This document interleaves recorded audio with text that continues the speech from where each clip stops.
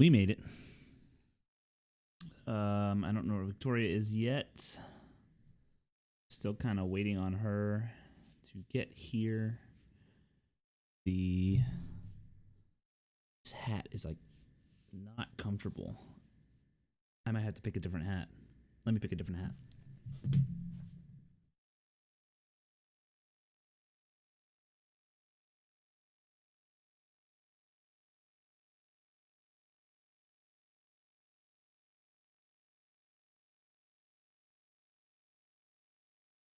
Maybe this hat will be a little bit more comfortable. Go Florida Mayhem. Woo! Florida Mayhem.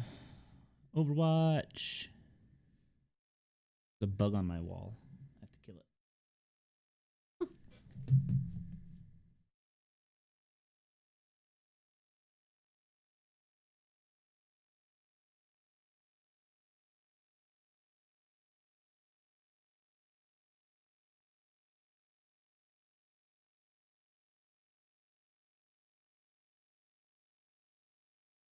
I am finding the strangest creepy crawlies lately. Holy cow. Crawlies lately. Holy cow. Crawlies lately. Holy cow. Crawlies lately. I sound pretty good. Sounds pretty good through Discord anyway. I'm pretty good. Or sounds pretty good through Discord. Not Discord, but Twitch. I had just heard myself. Let's get Audacity before I forget, because that'd be embarrassing to not record the episode, even though that's what we're here for. Let's open that.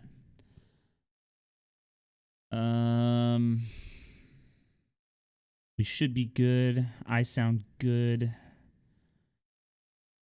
I'm sure Victoria sounds good. I don't want to increase my gain too much. Options? Yeah, it's fine.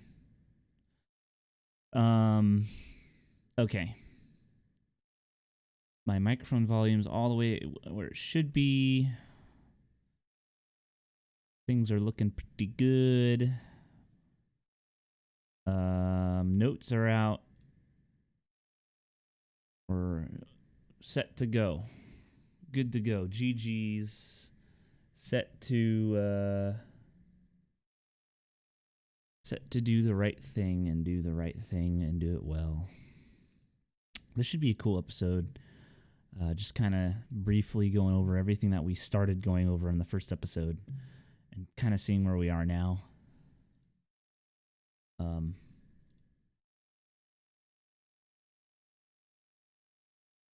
I should get Dougmore and everyone in here. I'll tag them. I don't have permissions to put in general. Man, you gonna fuck around and give me some goddamn lice on my shit. What? Is that? Did you say that you wanted to come join us for some tea and dirt racing? I maybe in a little while, but I'm about to start the next episode of the podcast in 15 minutes. Oh yeah? Yeah. Is this my official fucking countdown warning? I figured I would extravaganza. Yeah, I figured I would stop in. All right, let me just go ahead and turn my phone on and head on over there. Also, for some reason, I'm not allowed to talk in the general chat. Oh, that happened to me. Oh, probably wait. for hyping your podcast. Spammer. Yeah, we had to put mute on you, son. Yeah. The ban hammer. And the Discord? Yeah, for general chat. Like, I'm not allowed to like type anything. Oh, I see.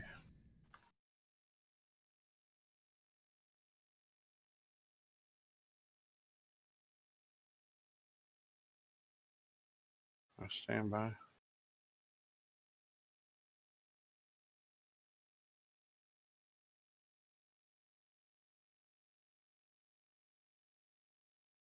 Are you trying to post like a link or something? No, it won't let me type anything. It says you do not have permission to send messages in this channel.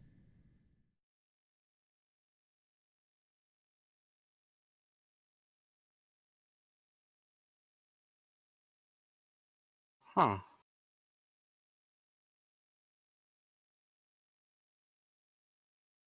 Wait, what's your level? He's a gold. Oh, he's BG? Yeah. Huh? Guess it's time to do something about that, isn't it?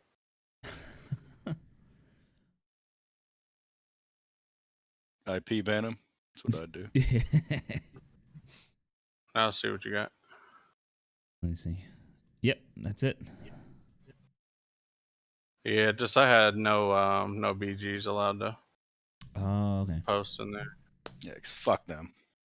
Oh. Goddamn BGs. Okay, Give me a well, motherfucking overview. I'll be back in a little bit. I'm gonna go get ready for this episode. That's cool. Burb. Be here. Sweet. All right. Still waiting on Victoria at 6:46. He wanted to do the intro today. Anyone out there? Anyone I can ask how their day's going?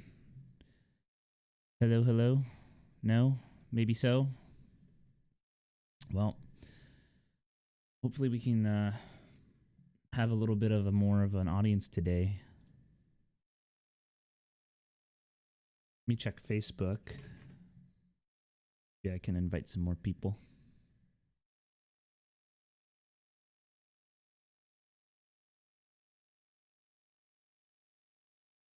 I didn't post to Snapchat yet. Should probably do that, right?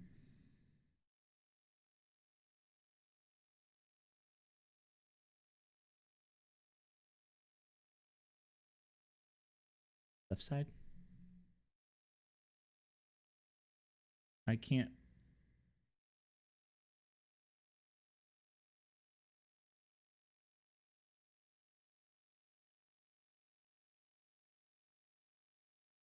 IceT. Next podcast episode starting at 7:00 p.m. www.twitch.tv/IceTKirby. Big text.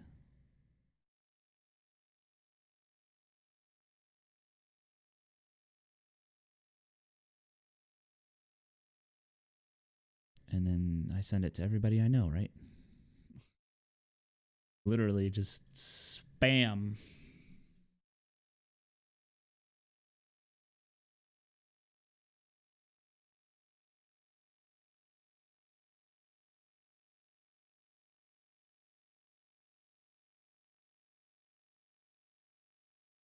Woo! I'm gonna get carpal tunnel. Whatever. Thumbs from tapping so hard.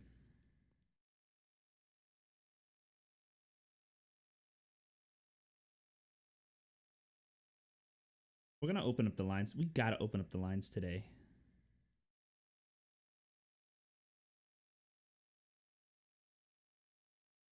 Wow, what a list of people. I can just, there's no like select all. That'd be cool if there was a select all.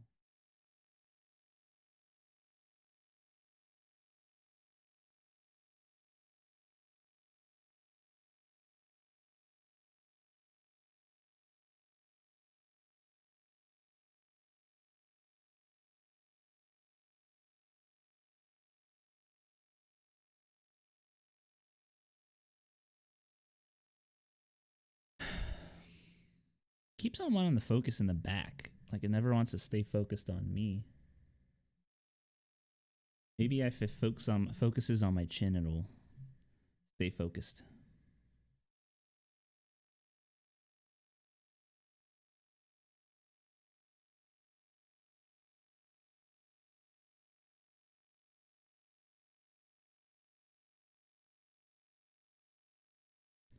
Welcome back to IceT and the Hippogriff. IceT and the Hippogriff. Good to me.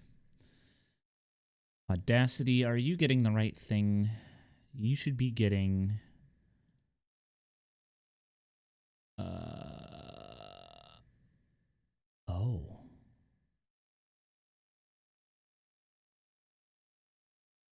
You're getting the right thing. Testing, testing, testing. 1, 2, 3. Welcome back to IceT and the Hippogriff. Testing, testing, testing. 1, 2, 3. Welcome back to IceT and the Hippogriff. Yeah, that sounds right to me. Shaka.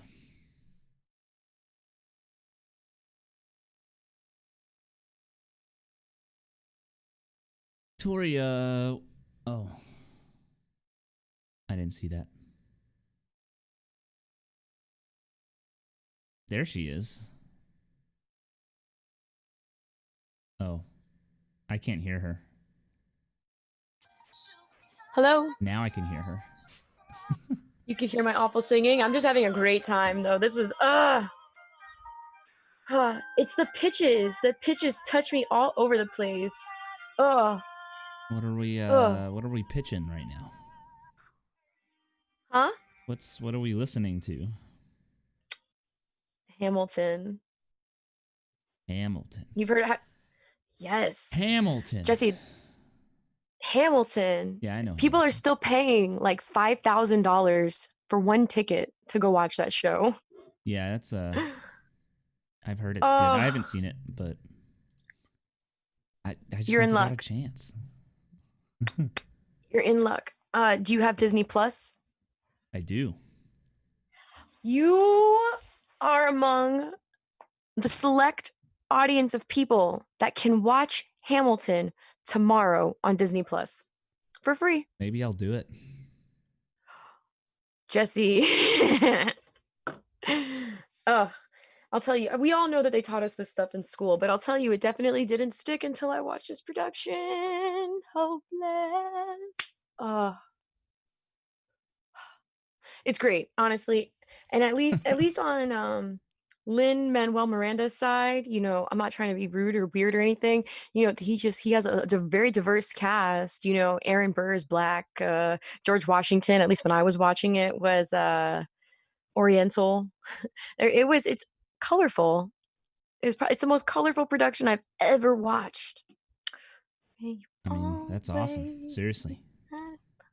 Good for them. Making here, say a couple words so I can get you matched up here. A couple of words. I'll always be satisfied. That works. Hey, we got it. we here. We got it. What's cooking, good looking? How's your week been? Just kind of the same. It's been like copy paste pretty much. Just Monday, get Moe's for dinner and play video games. Tuesday, wake up and cook something for breakfast, and then dinner, and then more video games. Oh, and I can't forget swiping on dating apps. Wednesday, do the same thing again, copy paste that, except I work out and I get Fresh Kitchen for the protein because they have like good healthy stuff. And then I do swipe night on there and do the video dating app. It's like a speed dating. Yeah, I said dating about 10 times in the past minute. Well, Thursday, do let this. me ask you this. Uh-huh. Let me ask you this. You know, are you trying to like date somebody right now, or are you just looking for like a quarantine buddy? Because, you know, I feel like that's what's holding a lot of people up. No, I'm trying to meet somebody that I can stay met with. So my boy's looking for a girlfriend. Yeah, I don't not look for girlfriends. Let me put it that way. If I'm on a dating app, I'm not using it for that. Like, I'm using it for what it's supposed to be used for. Dating. Right. I'm not I don't like hookup culture. To me is not something that's attractive. Has it happened to me? Yeah.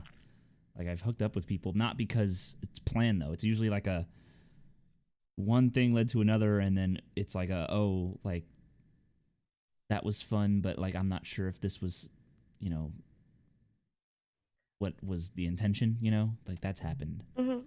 But it's never been like, I've never gone on like a dating app and been like, all right, I'm going to match with somebody and see if I can get them over tonight so we can do this. Like that's not, I don't. Netflix and chill. I'm not in that. Yeah, I'm not a fan of that. I got you. We have about 4 minutes to hang out and get our audience. One of our fans said she was going to be here. She messaged me or she commented on my picture.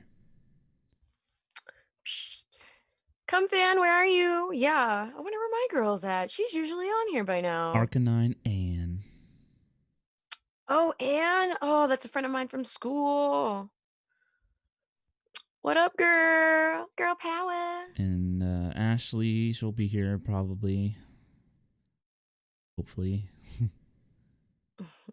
Interesting. Yeah, honestly, I haven't really talked to her. I haven't talked to her today. Give me 1 second.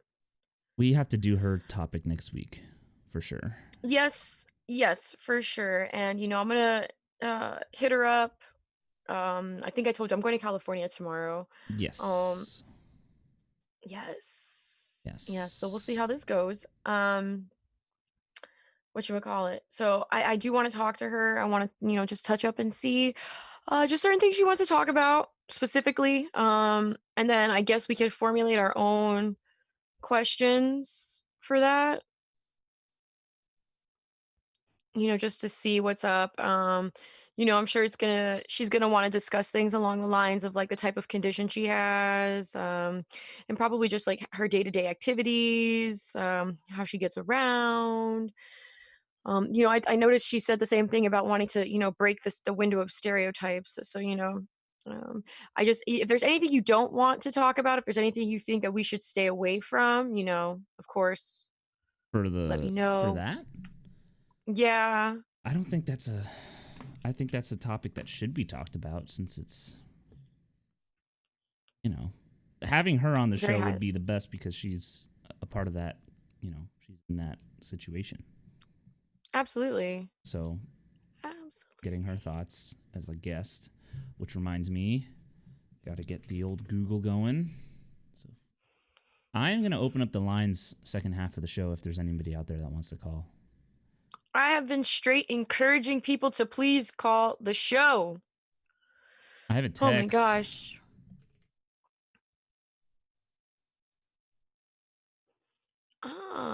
Your post on the podcast page reached 27 people.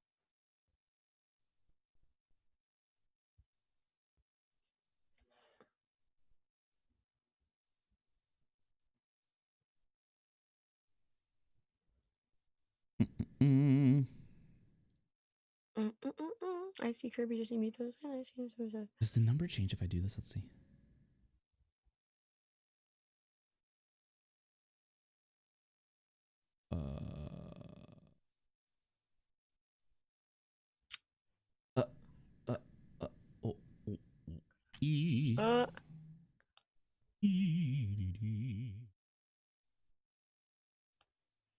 I'm not sure.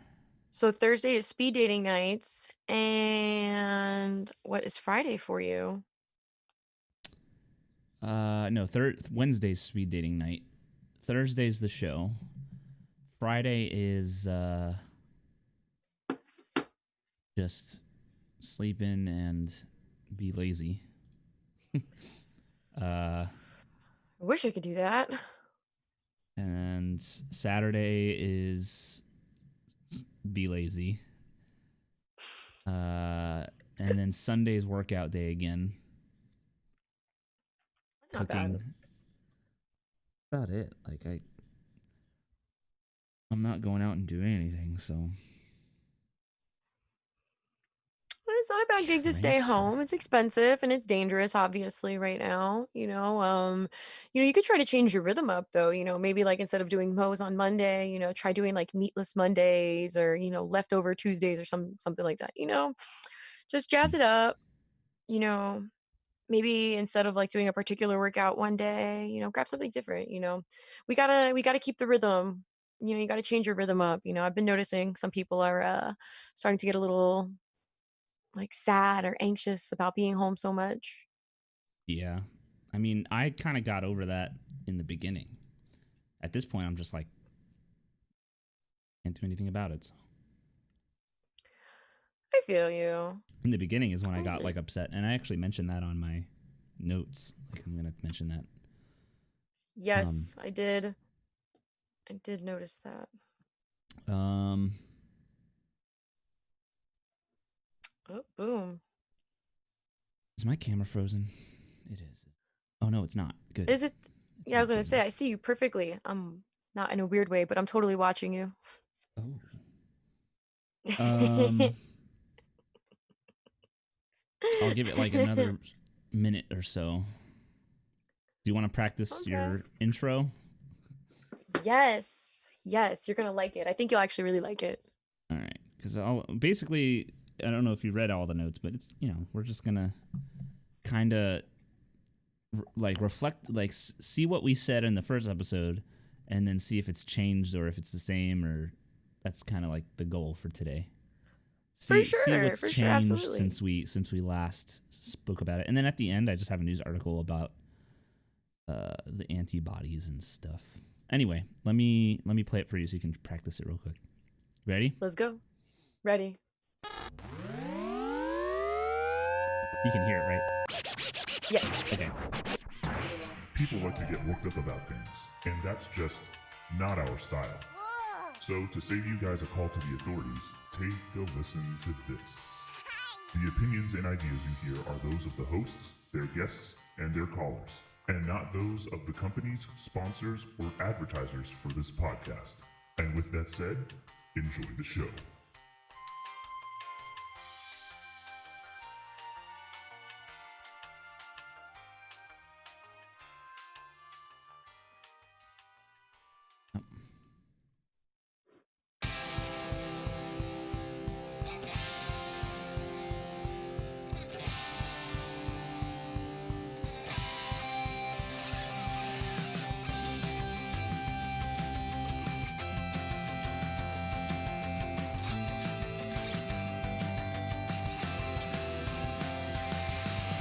You can like go, yeah. Oh my. Time travel. Time travel. It is still just a working theory, but tonight we're traveling back to episode 0 and catching up on our predictions for Quarantine 2020. Did our predictions come true? How are you feeling about everything? Grab your quarantinis and get comfortable because you're listening to IceT and the Hippogriff. That was good. I like that. That'll work fine. Let me make sure. Let's just go over that one more time though. So when the guitar intro hits, I was listening for that moment where it got a little more quiet. Did I miss it? I mean, it doesn't really matter. Like just basically after like the after the little intro of the guitar, like I wish I can skip to it because I can't on this program, but I mean, whatever just sounds or it feels the right time to come in. That's kind of how I just. I'll give it like 3 seconds. Because sometimes I'll come in earlier, sometimes I'll come in a little bit later. I don't know. I just kind of do it when the groove starts. I got you.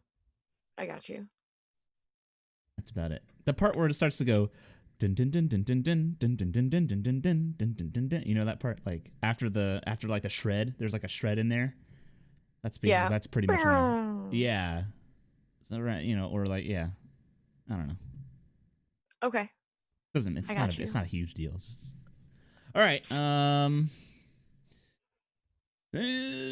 Check the chat. We got Doug Moore. We got some people in there. All right, let's just start. Let's get this recording going so we can start this. Let's get this road on the show, fam. Road on the show. All right. Let me make sure this is good.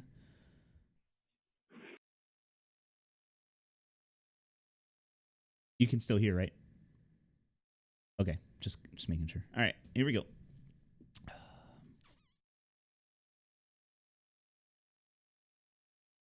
Sorry, I have so many windows on my screen.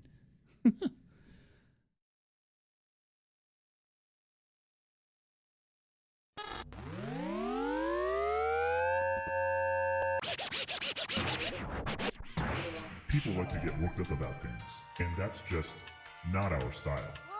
So, to save you guys a call to the authorities, take a listen to this. The opinions and ideas you hear are those of the hosts, their guests, and their callers, and not those of the companies, sponsors, or advertisers for this podcast. And with that said, enjoy the show.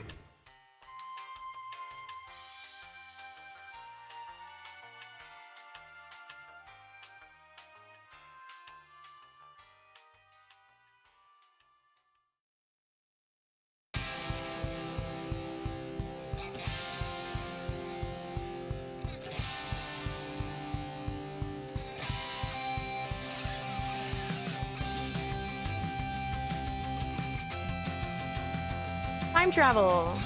It's still just a working theory, but tonight we're traveling back to episode 0 and catching up on our predictions for quarantine. Did our predictions come true? How are you feeling?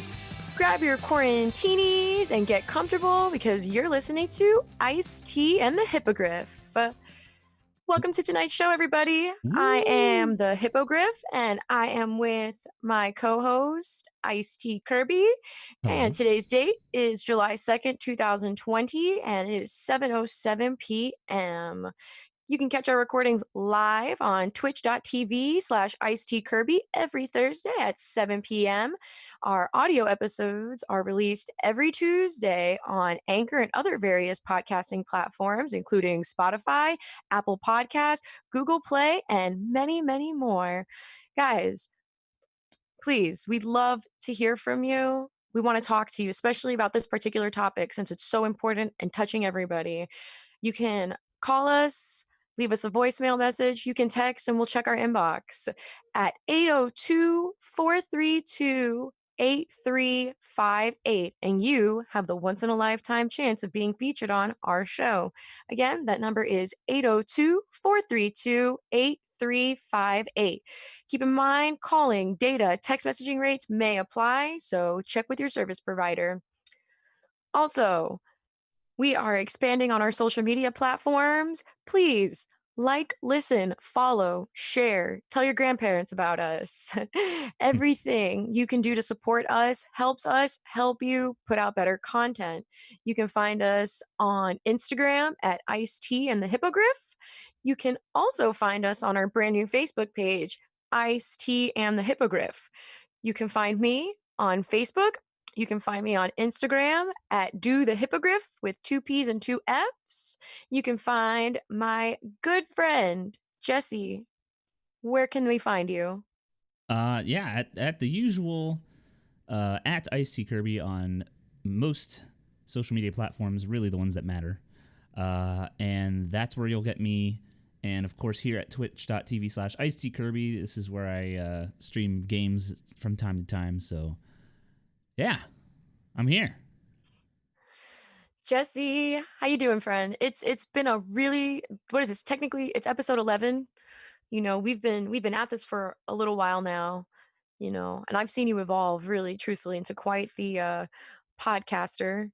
And it's really encouraged me to step out of my comfort zone and work on my speaking voice and my presence. So, you know, thank you for all of that. But how are you doing? How's everything going? Well, like you said, episode 11, that's pretty exciting. We've been doing it weekly, so this means technically we've been doing it for 11 weeks, which is a good long while. We have some awesome people already in the chat, so shout out to the people in the chat. Thank you for being here. We always love when people come and listen to the show during the live recording. That way we can get some insight on things, we can get some opinions to read out loud and engage with the chat on the show.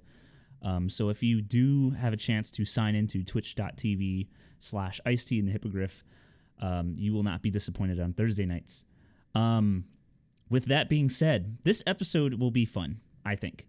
What we're basically going to talk about is we're going to sort of just reflect on what we anticipated for the virus, right? So episode 0.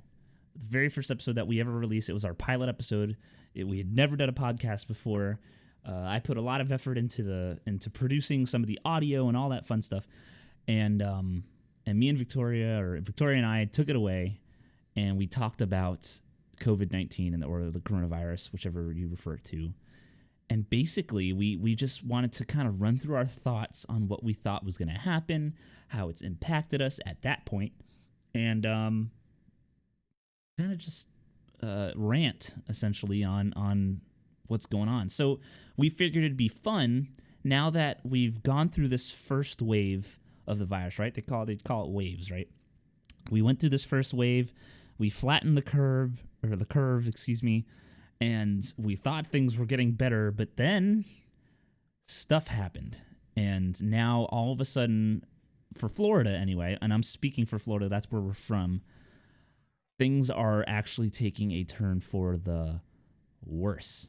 And so we wanted to kind of go back and compare and contrast our thoughts. So I went back and I listened to the episode of our first episode. For those of you who don't know, it's called was it prior planning? No. Yes, keep going. You got this, Jesse. Piss poor. No. You say it. I don't remember. I have to look it up. We titled the episode by my life's mission motto, which was taught to me by my father, P to the sixth power. Prior planning prevents piss poor performance. See, as soon as you started saying it, I got it. I'm flattered. Yeah. I'm flattered. No, it's a good one. And I think you used it in the last episode just as like something you were talking about something and you referred to that. Anyway, basically so this is what I have. We wrote down our notes on this.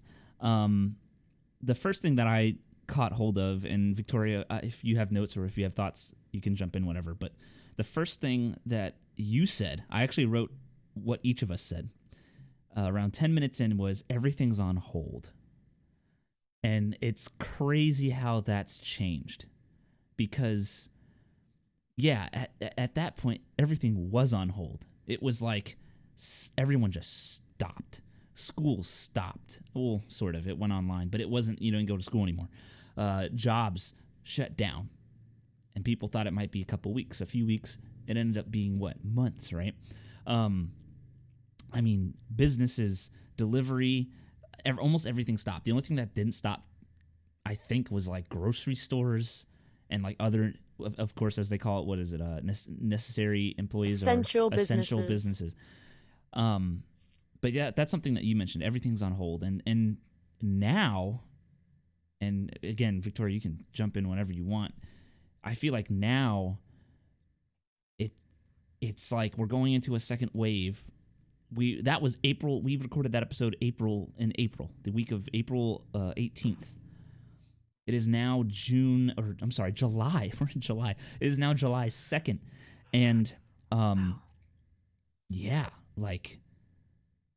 things aren't really on hold anymore. Like people are kind of like trying really hard to like return to normal and do things normally when here we are about to go into a second wave, a second surge of this virus. So I think that's crazy. Well, I wouldn't even say it's a second surge of this virus. They've been saying, it's really hard. This kind of goes back to that episode we did a couple of weeks ago on, what is fact and what is fiction in the media, because initially they said coronavirus was in this country, at least 6 weeks before we really identified it.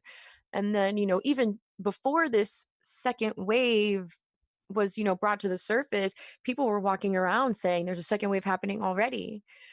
So it's really hard to kind of keep track of what wave this is. This could be like the fourth and we don't even realize it yet. But, I definitely have observed some of the things that you're saying. A lot of people are trying to go back to normal life. Some of the businesses that were essential, that remained open, the grocery store, the hardware store, my frequented place of the liquor store stayed open. And it's great because these are places that are still open. And it's refreshing and refining because, there are a series of mom and pop liquor stores, mom and pop grocery stores, and mom and pop hardware stores that, were also afforded the opportunity to stay open. So, while at least on my end, a lot of businesses were impacted and, there are some businesses that are not going to come back given, how the money just stopped. It's nice to see that there are other small businesses that were able to grow and, as sad as that is, that some businesses had to close, it also gives the opportunity for other small businesses to be born and, introduce a new round of healthy competition.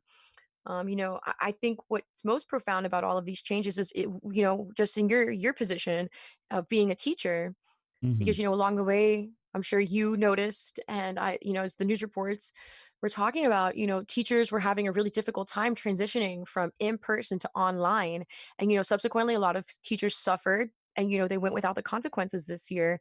But now the summer has started, I've seen a lot of reports, watching Trevor Noah and just scrolling through Facebook, that there are a lot of teachers that are taking this time to really learn how to use the internet and manipulate how they can engage their students for next year.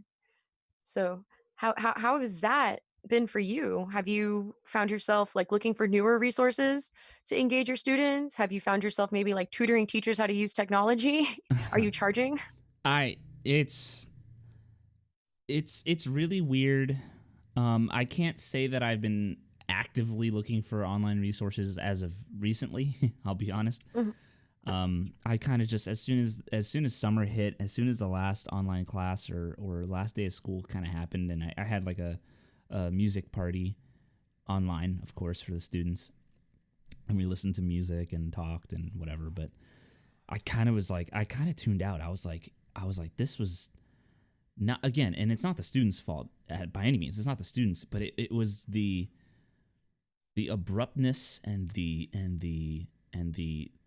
spontaneity of it. Like, it was just too go home, learn how to teach online, do your best, we'll see what happens. It was very just like whatever. And it was just not, I don't want to say whatever, but it was just like, what? Like, what's happening right now? And so I kind of like tuned out. I was like, all right, school's over, moving on, like, and not, of course not, I'm not referring to the students by any means. I'm referring to the system, the school district and their guidelines and the things that they did to, which I have to give them credit.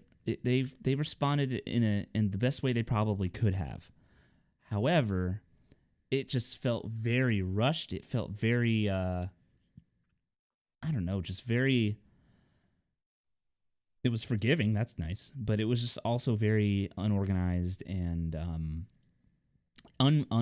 They were obviously not prepared. Like, I guess at some point, no one in the school district thought like, oh, what if we can't go back to school for a long time? What are we going to do about it? Like, that probably wasn't much of a thought up until that point. And now going forward, we have our governor in Florida anyway, kind of mandating that schools go back in the fall. Like, we're going back to school as if this isn't happening. That's what it feels like anyway. And, I mean, they're expecting school to happen in the fall, and if the virus is still here, they have all these, like, in my opinion, horrible ideas to accommodate it. Like, they want to have limited students per class. They want to have the plexiglass surrounding every desk, 6 feet apart, kids wearing masks. And like, when I think of that, I think a kindergartner. You're asking a kindergartner to keep a mask on. Like, do you know how hard that would be to have, if you're a kindergarten teacher, to have around what? They have like 16 to 18 at a time. Kindergartners? They don't even know what they want to order for lunch. Like, their noses run without even them realizing it. They don't wipe their, they don't, they're, and I'm not, again, they're kids. They're germ carrying kids. And I'm not saying that in a derogatory way. I'm just saying they're kids. They don't realize that they have to blow their nose sometimes in kindergarten. They just kind of have a booger dripping down their nose. And it's like, and you want them to keep a mask on? They can barely keep on the hat they made in art class without breaking it within 5 minutes of leaving the art room. You know what I mean? It's like, this is not going to end well. And I'm like kind of like joking, but I'm also like kind of serious because, like, it's not like a cold. It's a virus that's been proven to be fatal. And at this point, again, based off what I've seen in the news and the media and like what people are saying, apparently it's starting to infect younger people more often. Now it's starting to become like a young people get it too, and young people have been dying from it too, kind of thing, like to more of a degree. So it's like what do you, why are we going back to school so nonchalantly, like as if like it's, you know what I mean, like that kind of freaks me out. I mean, you got to take into consideration that, everybody, the only career fields, and I'm not saying jobs, I'm saying really realistically, career fields that were not impacted by this initially were the medical field. Well, I mean, yes, it was impacted because, of how many people have been on the front lines. But as far as like the ability for there to be work, the medical field was not impacted. The education field was not impacted. Of course, if you had a government job, that was not impacted. But, so take that into consideration. All of the other fields that have been impacted, hospitality has probably been impacted the worst, followed by retail, and just all of the other industries behind that. Like, that's a lot of people that are claiming unemployment. Can you imagine if there was finally you have to also understand the requirements that go into the unemployment system, so how that's hindering parents' ability to even go back to work right now. So, just imagine the governor coming out at the end of July, early August. Okay, well, we're not going back to school and we're going to suspend online learning for right now because we don't have a surefire way to, have kids that are engaged. Can you imagine how much more stressful that is, for the state? Like the state, that's more money the state is going to have to pull and give to people. How is that going to take away from the people that are already getting benefits? And in regards to the kids, though, you know, it goes both ways, positively and negatively. You take away the social part of it, the socializing part of it by keeping them at home, but you're also providing an alternative form of education for them. As you and I learned at school, there are 6 different types of learners out there. There are some students that are going to excel on the computer, and there are some students that are really just going to fall behind. I've got like really bad ADHD, and I took online classes, and it was hard to focus for just even 5 minutes. So, I feel like there's a lot of factors, and especially when it comes to the kids in school. I mean, good luck. Good luck Yeah, with the funding on all of that. And, you have to be braced for the repercussions that are going to follow the extra money that had to go into that.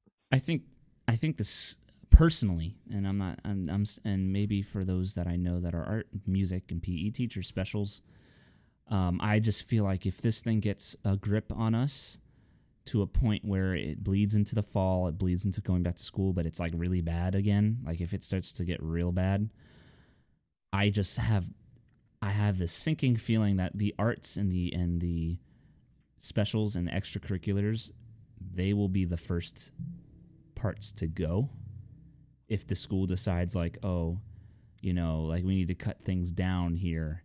Goodbye music, band, PE, art, those are going to be those classes that they're going to be like, we don't need them. Sorry.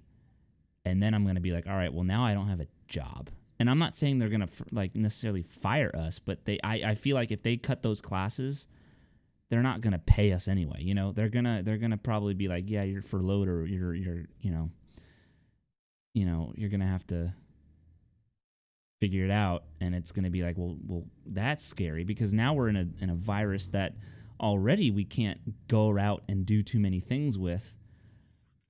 Finding a job during this thing is going to be very difficult. You know what I mean? So Absolutely. So that's not something I'm dreading now currently, but it's definitely something that's I've thought about, in the back of my mind. I'm like, yeah, this might actually happen this way.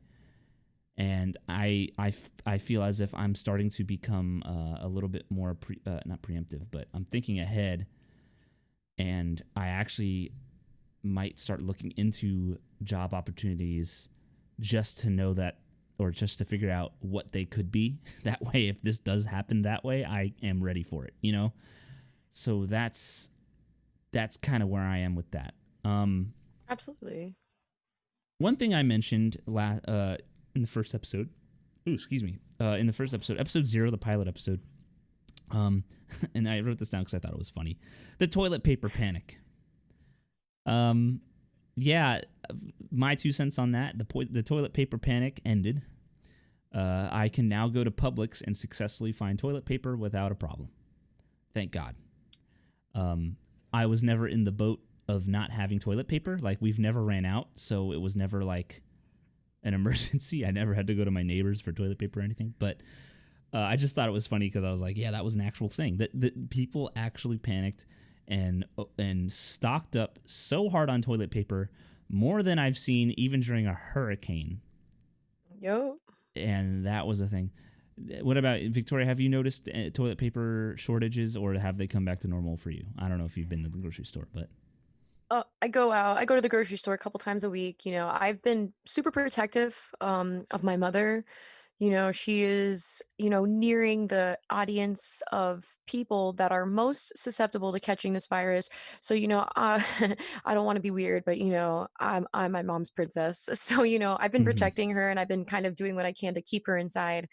So in the beginning, I couldn't find toilet paper to save my life, and then I noticed several weeks later, I could find the store brand of toilet paper, at which point I was like, okay, things are kind of going back to normal, but I'm not buying that type of toilet paper.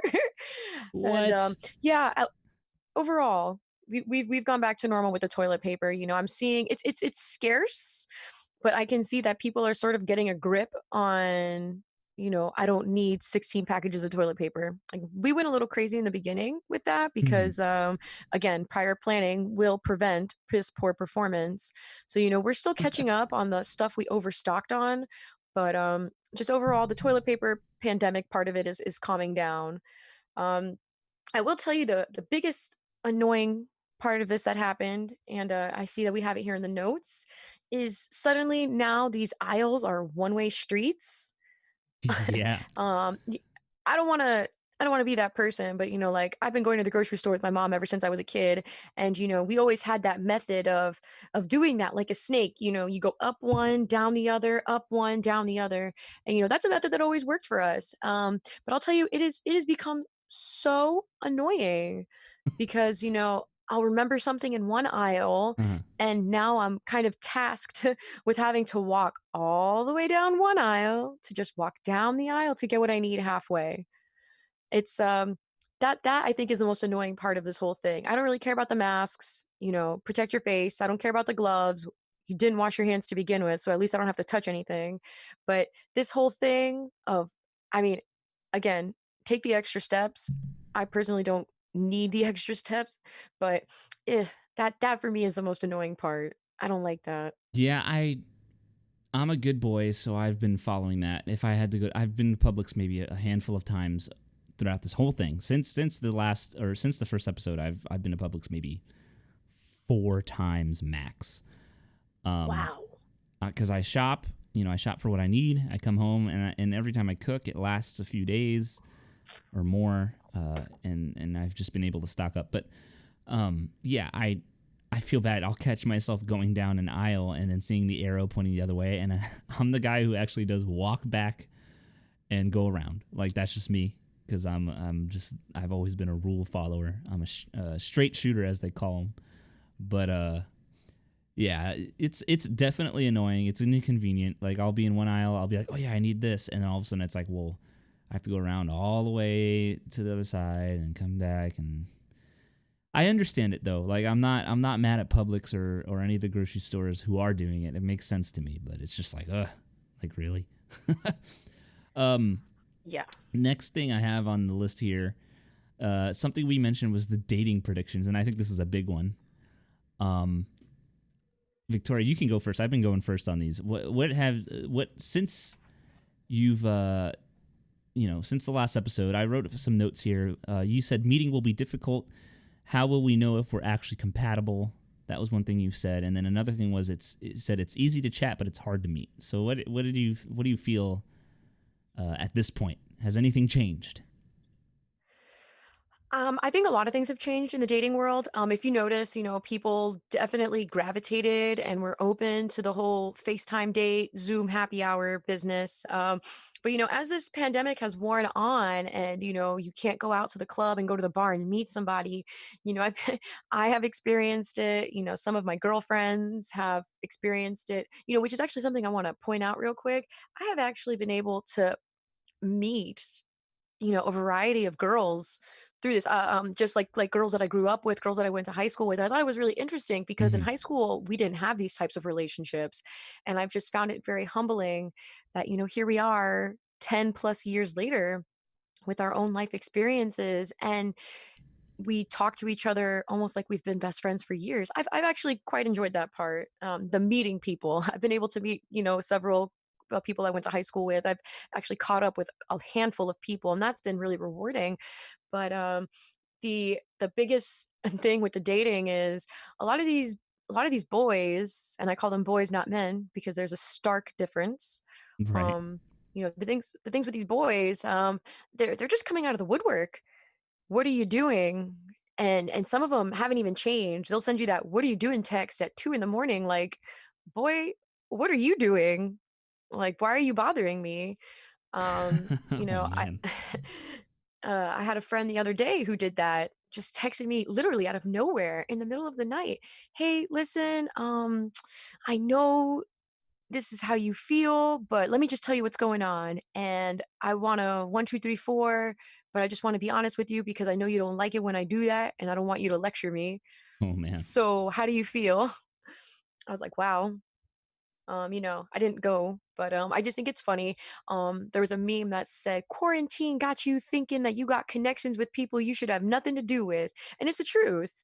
I personally haven't gone out of my way to meet new people, like guys or anything. I mentioned to you that like all these dating apps are now advertising themselves to me, which I think is interesting because now it seems in the algorithm they're encouraging you to do this online dating thing. They're Hmm. really encouraging you to start, chatting with new people to find some normalcy in this. Um, but at the same time, you can't really feel that compatibility unless you're in front of them. I can imagine the Netflix and chill game is probably going to go skyrocketing once people feel safer to To go meet back up in person, outside. and I agree. Like I feel like there's plenty of people I've met digitally or virtually, or I've talked to virtually that seem promising, and then as soon as you meet them in person and hang out with them, there's just a vibe. And I know vibe is a very generic and undescriptive term, but there really is. There's an essence, there's an energy that just sometimes it just doesn't match up, and that's okay. That's normal. That's the one thing about app dating or online dating that you can't really get beforehand. Maybe you can get it through a video chat.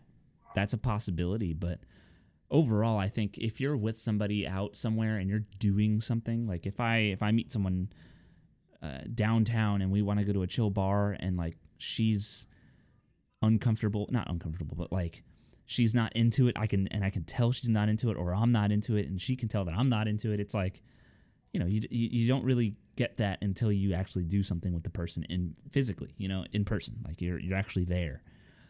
So one thing I do want to say is, and you mentioned this before, is the apps since we did talk about it, they've exploded with like, oh hey, like I'll be chatting, I'll be texting, and they'll say like, oh, you should try video chat with this person.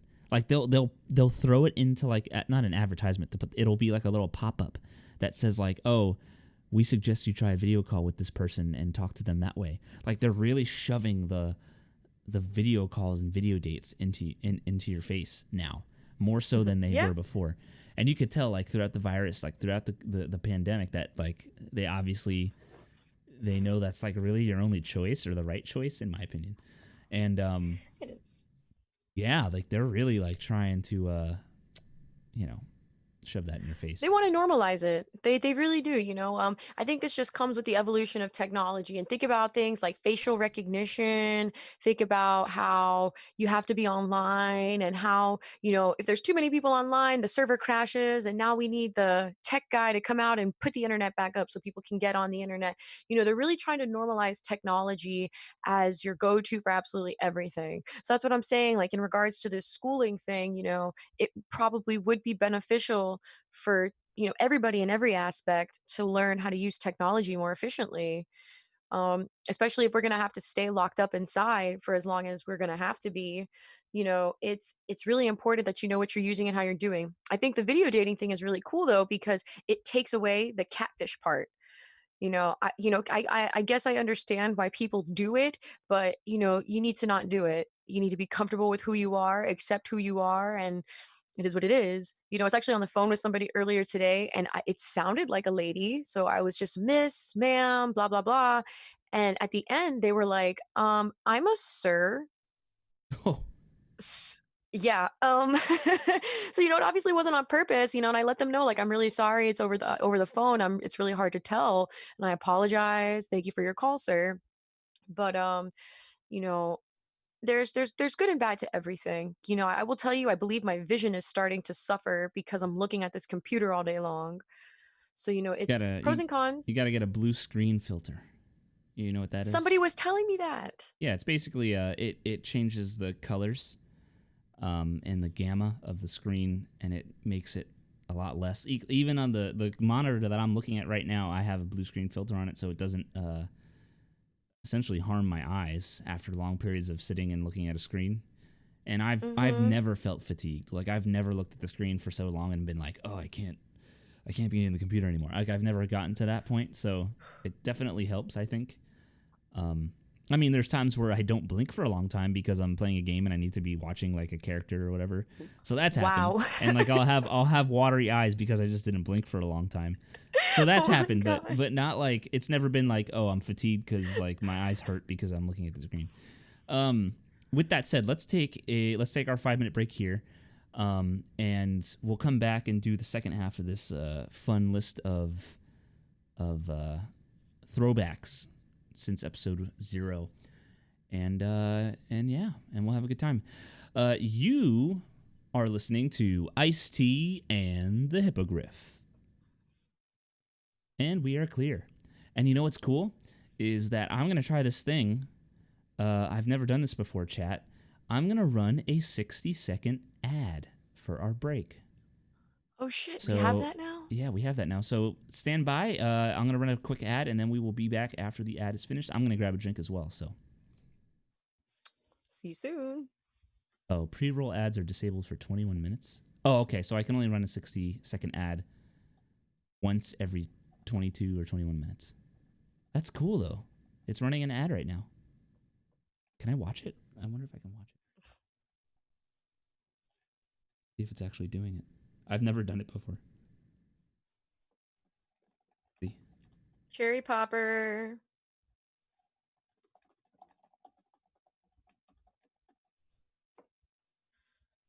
You want to chat? Of course I don't want know to if it's chat. running. I think it is. I just came in after I ran the ad. But yeah, I think it runs an ad for 60 seconds, and that's exciting. Look at us trying to get their leg up in the game.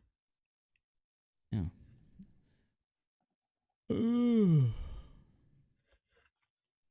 And completed 60-second ad. That was cool. Super cool. All right, let me go get a drink and use the restroom, and then I will be back.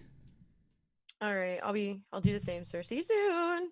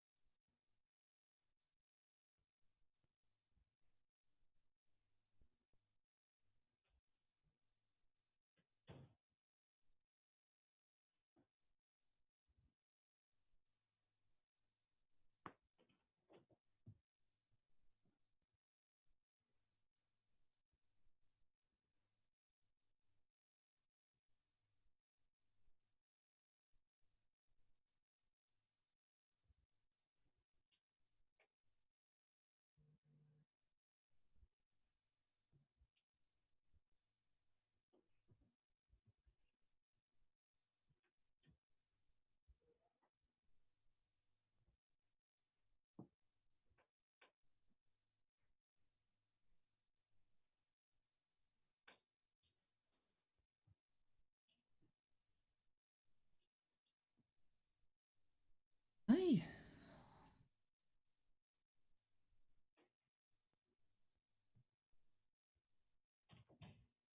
Victoria is away. That's exciting. Please stay tuned. Do not go anywhere. We will be starting up again for our second half of the show momentarily.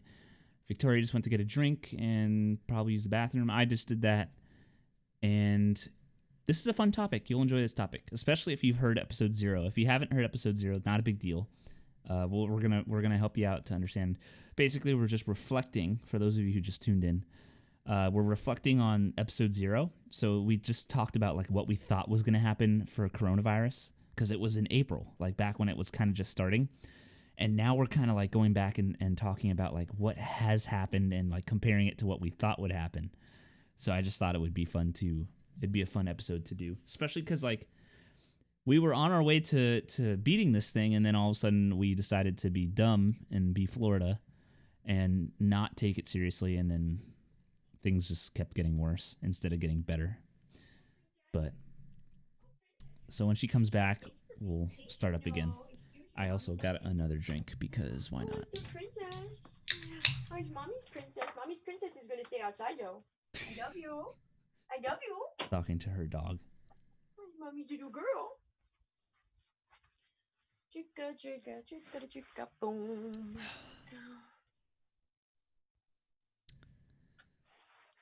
Welcome to America. You've got that right. Always be satisfied. Definitely right.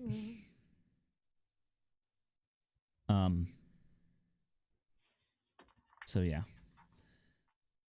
What else do I got in my notes here for the next half? My friend did it and she said it was totally cool, just like speed dating experience in real life. The women were sitting at tables and the sponsor prompted a question for them to discuss when they got into a private room online. When the bell rang, they all turned to the original Zoom room and moved. Oh, that's cool. That is so cool. Very, very cool. Yes, because you know what? It also forces you to like give the person your full attention as opposed to, oh, I walked in the room and I saw this one person that I really, really want to talk to, and you don't give the other people their full attention. This is nerve-wracking for everybody too. So, I think that's really cool. That kind of like really forces you to give them your undivided attention.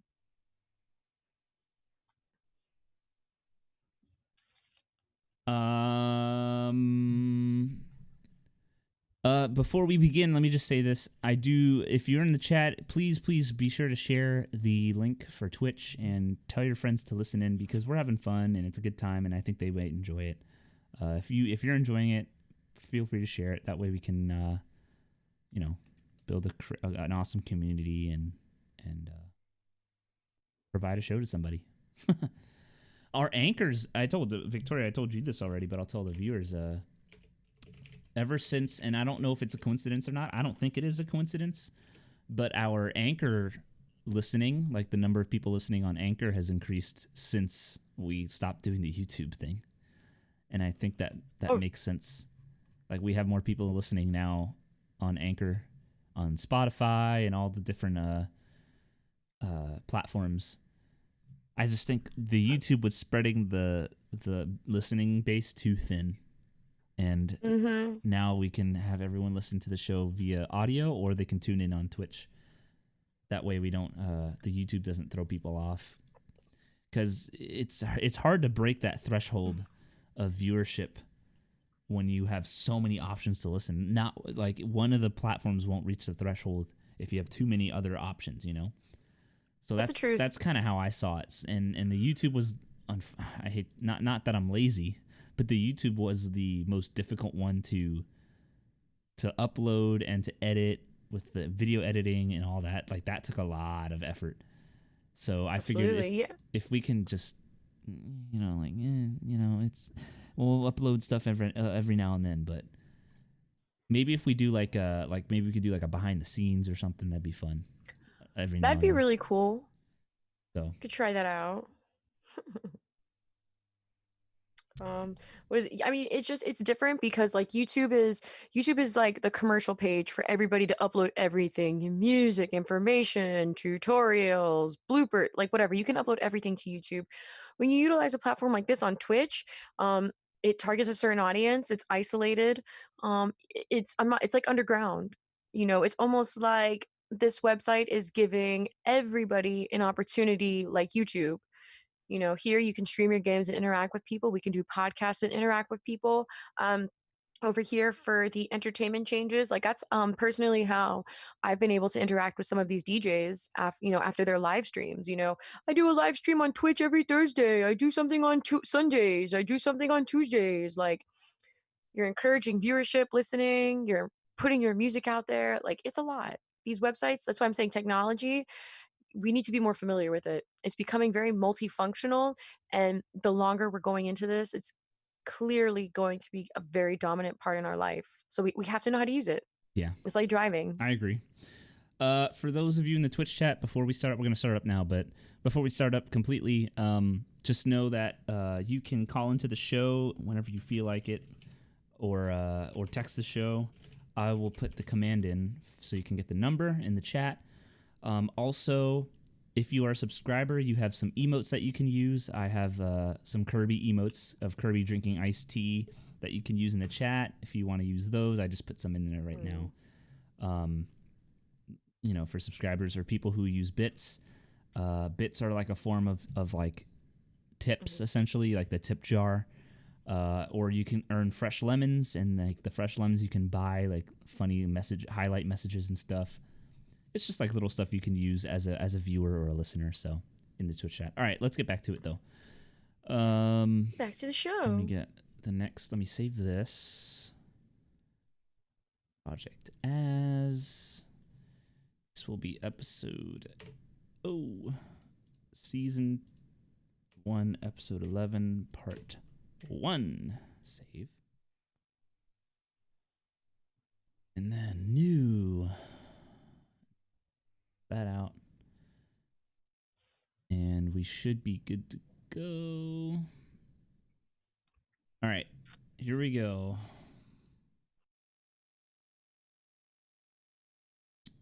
I can't find my music. Where'd the music go? Oh, there it is. Let me give it a round of applause. All right, okay, there we go. Rejoin. Okay, here we go.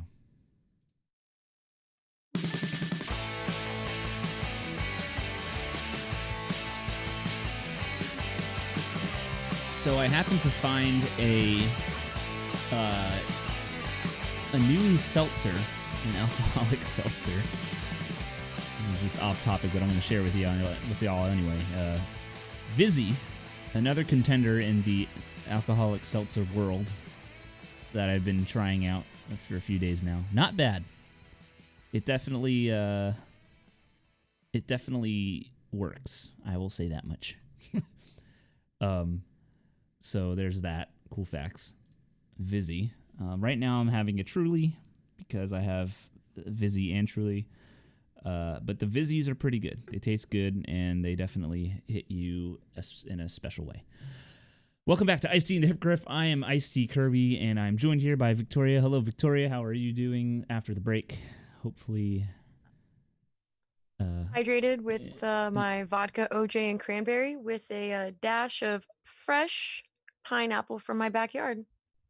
From your backyard. That's pretty cool. I'm impressed, I will say, to have a fresh fruit grown locally. And by locally, I mean literally behind your house or apartment or townhome or whatever. Anyway. Yeah, actually, I low-key live in a box. Box with a closet. So we were talking before the break. We were talking about basically just the comparisons of what we thought was going to happen during the virus and what actually happened, and if we were right about some of it, if we were wrong about some of it. So yeah, the next thing that we had on our list here that I wrote down was let's see here. I don't remember which notes. Oh, here we go. more babies during quarantine. That was one thing I brought up. I'm not going to spend a lot of time on that. I don't know if the fertility rate went up. I have no idea. I didn't look into it. I don't think I will look into it. Do I think it will happen? Yes. I think still, like, if I were to look it up, I do think we're probably going to see more babies pop up during this time. I just feel like that would happen. I will say my best friend of all time, I was his best man. He will be probably my best man for my wedding. Thomas, he announced that he was having a child within the past month. So there's that. I mean, but obviously that happened. Right. That happened a while ago. But still, that's just a coincidence. And then another thing is domestic violence. If that went up, that's not something I've looked into recently. Do I think it's happening? Of course. I mean, it happens. Do I think it's happening more? I mean, if you're forced to be inside and there's not many places to go, then I do think that there's a potential for an increase of that logically, like it would make sense. But anyway, let's skip to entertainment. This one I think is worth noting. I mean, not that the others aren't, but I'm saying, like, this is one that I think took a very big turn. As I mentioned in the episode 0, is Jimmy Fallon and all the Jimmys, Conan, all the talk shows, they were all from home, and even more so recently, I've noticed some news anchors are doing their bits from home, their segments from home. A lot. I just watched on YouTube, First We Feast, Hot Ones, the one where they interview people and they eat wings, like hot wings. Have you seen that, Victoria? Yes, I have seen one episode. Pete Davidson was on there, and have you ever seen a white boy turn so red? Yeah, I just watched the new episode with Brie Larson, and that's being done from home. I saw you posted that. That's being done from home. Like Sean Evans is his name, the person giving the interviews. He's in his house and he has like his camera set up, and then Brie Larson had to set up her own camera, and they sent her all of the wing sauces, and I guess she had to get her own wings, maybe, I don't know, but that's being done from home. So yeah, we kind of called that one, and I think it's very obvious that it was going to be that way. The only thing I haven't seen from home yet is sports. Some of the sports people are doing their interviews or talk shows from home, but I still see some at their studios. So, and the NBA is apparently coming back in the next couple weeks, and they are going to be playing only at the ESPN Wild World Sports facility here in Orlando. So and I think they're like shortening the games or something. I don't know the details. I didn't look into it, but they are raring to go. Here we are. This virus is getting worse in Florida, and Florida is the place that they're choosing to host this event. And of course, there's not going to be any spectators. So it's literally just going to be the players and the refs on the court and in the arena. Victoria, what about you? Have you noticed anything with entertainment that came true or took a different turn or changed depending on what you said last time? A lot of the things have been true, have stayed true, to be honest with you. Saturday Night Live has started doing their shows from home on Zoom. I thought that was a really interesting way to go about doing things. I did hear about the ESPN thing a couple of weeks ago, and at the end of the day, these are people that are worth millions of dollars to just throw a ball, and essentially occupy our time. But overall, I can understand that they need to get back to what it is they're doing. Do I necessarily think that it's worth putting their health at risk? They're gonna have to be away from their families for such a long time, and Lord knows how long they're gonna have to quarantine after everything is over, and they're probably gonna have to get tested every single day. So it's do I think it's worth it to do that? Absolutely not. I don't think there's a price tag on your life, and I think we need to be fair. We need to be smart. I don't want to be rude, but there is no sports player that is more important than somebody in the working class that has children to feed. So, I guess congratulations that, these people can assume some type of normalcy in their life. But for the rest of us who would like to go back to what they were doing, it's just going to hold us back. So, again, I guess congratulations for your money. Yeah. But everything is at home, and for the foreseeable future, that's just how it's going to be. I frequent the Daily Show with Trevor Noah, and I think it's so interesting watching him without that makeup, and you just see his eyebrows are a little lighter without all that makeup. It's funny. um, but people. Unfortunately, oh, I'm sorry. Finish what you're gonna say. I didn't want to. Well, no, it's nothing. It's just, people have really, and just even like us, for example, like people have really taken the time to like express themselves and explore the fine arts to kind of like release themselves. I've seen sports players play their video game, like play, NBA 2K, whatever, and they play as themselves to practice. I think we mentioned in episode 0 that people were, athletes were manipulating how they were training at home, putting soap on the floor, using manipulated ways to practice tennis and get their cardio in.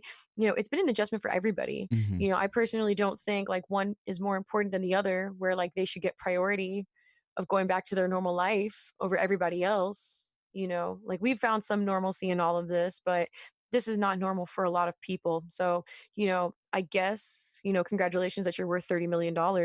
But like, what about you is so much more important that I have to still wait? Yeah. Like maybe you should just take that pay cut for the year and let me figure this out so I can get back on my feet. There's two things I can say to that. And I'm not justifying it by any means. I am saying what I think is the reason, and that's because sports is a business at this point, right? ESPN's a business. It's ABC who owns them, or Disney even who owns them, is a business, and they will do what they need to do to profit. And I hate, and Absolutely. it's wrong in my opinion. Like, and the players, they need to play to earn profit and to earn money. And so that's just kind of how it is, unfortunately. I don't think it's right. It's definitely, I mean, it's just wrong. Like, it's not cool, and then the second part of that is, and like you said, no athlete or celebrity or, person is more important to risk everyone else's safety for. Absolutely. And the second thing I was going to mention that bleeds into this is that it involves our culture, and this is something I've talked about with my dad recently. This is stuff I've talked about and learned about in school. We're a capitalist nation, right? Like we're capitalism, hooray, money and independence and all the fun stuff. But as successful as that makes us in terms of our economy and how things are with money, it's turned us into an independent culture. And I learned about this in high school, believe it or not. So we're bred to to be born, go to school, get a job, and live happily ever after, right? That's like the gist of the American dream. And we don't have to worry about war too much. We don't have to worry about famine. We don't have to worry about disease up until now. So it's like, yeah. So it's like, it's just kind of like, that's how it is, right? Like that's when you're born in America, people want to come here because of the freedom aspect. Being able to go here and do that, start a business and be successful and live happily and comfortably. Independent culture. To be raised and be independent. Not having to depend on something else or someone else. Meanwhile, let's compare that kind of culture, and I know I'm getting deep here, but that's the whole point, right? Compare that culture to Japan. Japan is what's defined as a collectivist culture. They are born, and yes, they still want to be successful, and yes, they are still successful. In fact, I think they're one of the most successful nations around the world, but they're born and taught to look out for one another. The whole is more important than the parts, if that makes sense. No, it makes sense. And it's the opposite. Like the saying, it takes a village to raise a child. Right, but it's the opposite for us. We focus on the parts of the machine that is America. They focus on the machine as a whole, and they're just a small part of it. But does that make sense? Like they before we started wearing masks because of the virus, Japan has been in Eastern culture in general, not just Japan, China, a lot of the of like Asian culture, I should say. They wore masks just to wear masks out of courtesy. So like, and this is the example that the one that comes to mind immediately is when I watched a Japanese Super Smash Brothers tournament, right? That's my favorite game of all time, Super Smash Brothers. The Japanese players, they wear masks because, one, they know they're going to be in a very congested and busy building with a lot of people in it. And they literally wear these masks because they don't want to get other people sick. And they know, they know that there might be some germs spreading. That's not, you would never, okay, I don't want to say never, but I mean, most of the people that I know, maybe even most of the people that you know, Victoria, they're not going to the Sawgrass Mills Mall and thinking, oh, let me wear my masks so I don't get someone else sick, right? Like, let's be real. Not prior to this. Right. In Japan and other cultures outside of here and outside of a lot of the more independent cultures around the world, that's something that they consider. It's like, I'm going somewhere busy. If I'm not feeling well, or maybe just for the sake of preventing someone else from getting sick, they put a mask on. And it's not weird. It's like, that's normal. Go to Tokyo. If you walk the streets of Tokyo, people are wearing masks before the virus, before all of this nonsense. For years they've been doing that.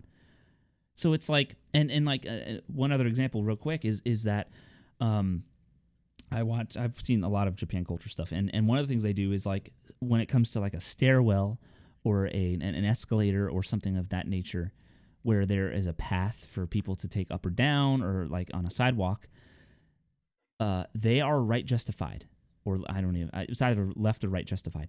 They will walk up a staircase on a side for traffic to be free flowing, if that makes sense.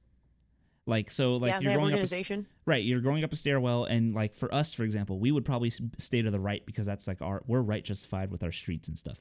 So they would naturally stand on the right side of a stairwell and walk up that side, so that way the people coming down could go on their right side, which is the left side, without any congestion. It's just, it's innate. It's natural for them to do that because that's their culture. They look out for each other, and it sounds minor. Like, it sounds like it's like, oh, that's like not a huge deal, but that when you rack up the amount of things that they do that way, it is kind of a big deal. They ultimately look out for each other in a way that's it's embedded in there, and it's not embedded, but it's something that they are nurtured to do. Families nurture their children to do that in Japan. And that's the idea of collectivism, right? That's the collectivist culture that they have. We are the opposite of that. And I'm not, obviously not in every regard. There are exceptions, but we are bred to be the people, I'm going to get a job so I can survive, so I can be comfortable. It's all about me here. In Japan, it's about everybody else. Sorry, there's my long, thank you. Thank you, everybody. This has been my TED Talk. I appreciate it. Thank you all for coming. I appreciate it. It was a wonderful time. Anyway, yeah, that's the general thing that I've realized. And I don't even know where this branched off from, but Well, welcome back to IceT and the Hippogriff. Yeah. We are talking about Holy the moly. next set of transitional changes that have come from COVID-19. And here we are with entertainment. The impact here has had on, collectively on everybody. I don't disagree with you, Jesse. I do completely agree with you on all of that. It is really sad. I really hope that this doesn't have to personally impact enough people where we start actually paying attention to how we're carrying ourselves. Put your mask on, wash your hands, cover your mouth when you cough and sneeze. Don't be rude. But the next thing that we had talked about on impact here is how this is affecting the music, how it's affecting, the on my end, the EDM community Mm-hmm. and the live stream of all these shows. So they're still live streaming every single week, which, you know, I think is really great because it's a platform for you to really just express yourself and attract different types of listeners. You know, just kind of like how we were talking earlier, you know, YouTube is a very commercialized website. You know, there are bajillions of videos on there as opposed to like this website, Twitch, where I encountered somebody on the Insomniac live stream. His name is DJ Z Trip. And I'm not gonna lie to you, like he's great. Like I've been able to catch a couple of his live streams on Twitch because he advertised. That's where he does his live streams on Thursdays. And I think that's great because he was pretty much one of the headliners at EDC Las Vegas. So it's really just to say that, you know, it's really helped. It's helped in that regard, in that respect. It's probably encouraged a lot of people who probably would not have been encouraged and motivated before to step out of their comfort zone and create Mm-hmm. new things. Um, you know, and it's really nice though because you know, all of the festivals that have been missed so far, you know, Beyond Wonderland, Insane Circus, EDC Las Vegas, you know, they've been able to supplement that and have their own version of it on these live streams.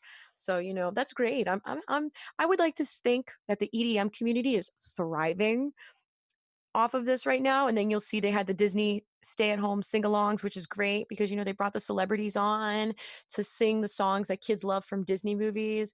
They also had, you know, John Legend doing his thing with Chrissy Teigen, just like chilling there. I think the country music stars are starting to do things.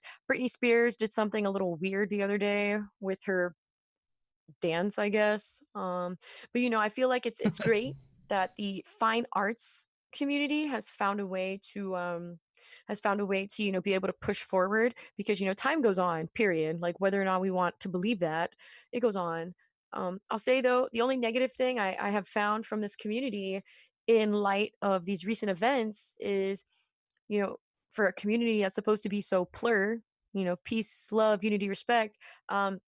Unfortunately, we've discovered that there's actually quite a bit of racism in this community where people are disagreeing with what's going on Mm-hmm. and people are unfollowing these DJs because the DJs have a particular stance. You know, I'm not going to say good or bad, but you know, the fans have come out to just be the complete opposite. You know, we're talking Very, anarchy, yeah. hate, split it up, and disrespect. Yeah. I've had a fair share of, and this is very recent. In the again, Super Smash Brothers' favorite game of all time. I'm a little bit dipped. My toes dipped in that community a little bit. In terms of like the competitive community, people who go to tournaments and all that fun stuff. And the good players. They've recently come across a lot of